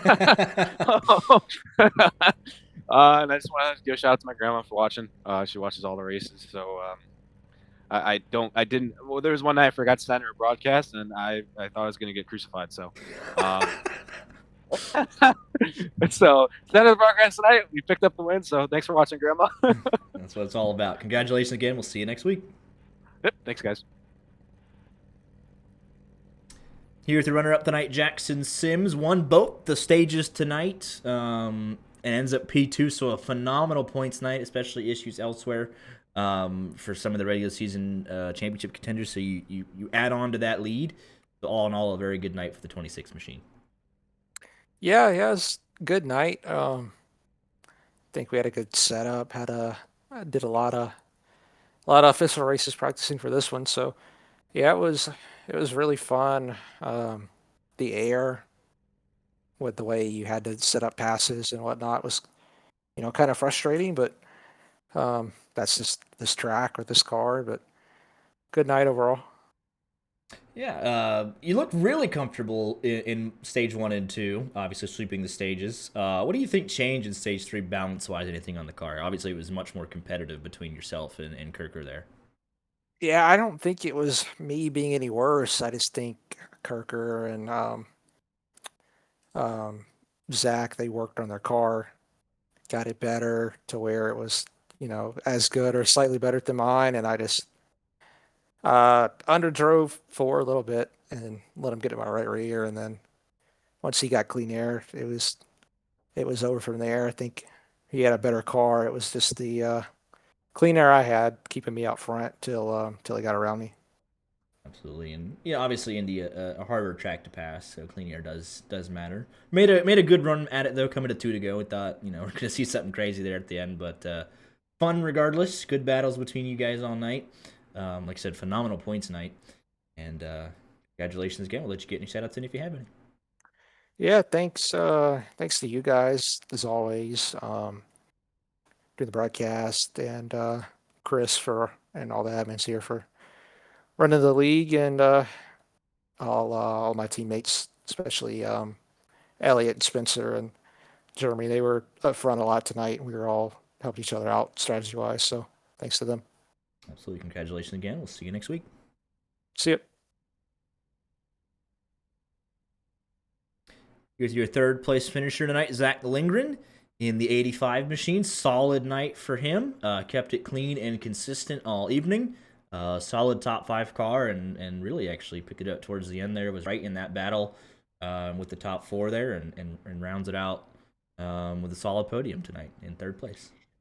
Yeah, it was a pretty good race. I didn't know exactly what we had. I came in a little late to the session, so practice wasn't all there, and I felt kind of slowed through practice, so I didn't know exactly what we had. Qualified inside the top 10, which kind of took me by surprise. I was expecting, maybe just outside the top 15, but after that, stage 1 was just kind of learning what the car does and how to drive it. It was really, really loose, so we had to make some adjustments throughout the race, but in the second stage being right there, battling P4, P5, I figured we had something, maybe not a race winning car, but we had something to possibly even contend. So we kept going on the adjustments for stage 3. I really wish we didn't get those cautions. I was telling Jackson that I as much as I hate field strategy races, I do kind of want to see how that would have played out. I think all of us were right on the edge, so seeing how that would have played out for everybody would have been cool. But still, regardless, it was a really good race, especially right there at the end, watching them two battle and try to get in it myself, and I just overcooked the one chance that I had to try to take second. So, all in all, a good race. Finished P4 both stages and a P3 to end. So, all in all, a good solid points night to try to start solidifying ourselves for the chase. Absolutely good points tonight. Very consistent all season, and the momentum definitely building as we approach the end of the regular season. Yeah, and that's kind of one thing that I've been trying to emphasize on. We've been up and down in races. We'd have one good race, and then something would happen the next one, and then the next race would be a good race, and that pattern would just kind of continue. So glad we're finally breaking out of that mold at kind of the perfect time. It's starting to put some good runs together. You know, a good run at Atlanta, a good run here. So I can't remember what was before Atlanta. I've slept since, so I can't remember. Uh, yeah, you know, it was regardless still a good points night, and just trying to set ourselves up perfectly for the chase. Absolutely. Well, congratulations again on the podium, and we'll let you get any shout outs in if you have any. Yeah, appreciate that. Huge shout out to Elite Motorsports, everyone in Elite Motorsports for, you know, just kind of sticking with it. Everybody had kind of their ups and downs night. I know Walker had iffy night going and kind of got ruined there with that wreck with the 66. So shout out to him. He maintained decently calm. So a huge shout out to him. A huge shout out to Premier Setups for giving us just absolute rockets again this week. So a huge shout out to them. You guys up here in the booth doing what you do, dedicating your time, showing that glorious picture that I'm sure is up on screen, or you guys are trying to hide it, one of the two. All the admins that dedicate their time to the league. This is again one of the premier leagues that we look forward to each and every weekend. So a huge shout out to them. NASCAR Diecast fans, Rocky Mountain Elk Foundation, Circle B Diecasts, again, premier setups for being on the car. And that's all we got for this week. Absolutely. Congratulations again. We'll see you next week. Appreciate it, buddy. He's become a reliable interview over the last couple of weeks for us. Definitely. We're actually off next week. We go to Iowa. Gonna need to get the picture changed. Yeah, gonna have to. Fix that. However, we are back tomorrow night. For Lucas Oil, we're going short track racing. We are not bringing the trucks to the yard of bricks. They can't. They're too mature. They're not ready for it, I guess. Can't bring the truckers to the yard of bricks. So, that if you want to see some drafting, then that would be Draft Fest. My goodness. Popping up the final race results. Aiden Kirker 38 laps out of the 100 led. Jackson Sims out leading the rest. Sims and Kirker about splitting it pretty much. About 60, I guess, 60-40 pretty much, just about. 3 drivers within half a second of one another. Rich Chet, the hard charger, all the way up to P13. Yeah, there it is. Most laps led 60 for Sims. Walker Thomas, the fastest lap, gets 1 pity point for his trouble, but this is another race he'll want to forget. Aiden Kirker on pole tonight. We had the 2 green flag lead changes, 3 different leaders. 5 cautions, 2 stage, and then 3 right at the beginning of stage 3, and 3 big ones, it must be said. Goodness. Yeah, it was a very bipolar race. It was perfect, like 60 laps green, and then we decided to just go off the rails. Yeah. It was interesting. But those are the race results tonight. Honestly, really good battles. Guys having to set one another up, and 2 guys would battle, and then here comes 3 more just like that. So the draft was definitely a factor. But guys were really working at it. They did a nice job tonight. And there's just 3 really just unfortunate incidents really when you go back and look at how that started. Just with the accordion effect, a minor bump, a bobble, and then chaos. So that's how it goes sometimes. But we'll take a week off and regroup for some short track racing in Iowa. That'll be a fun one. And then tomorrow night, Lucas Oil in the trucks. But take care, and we'll see y'all tomorrow night.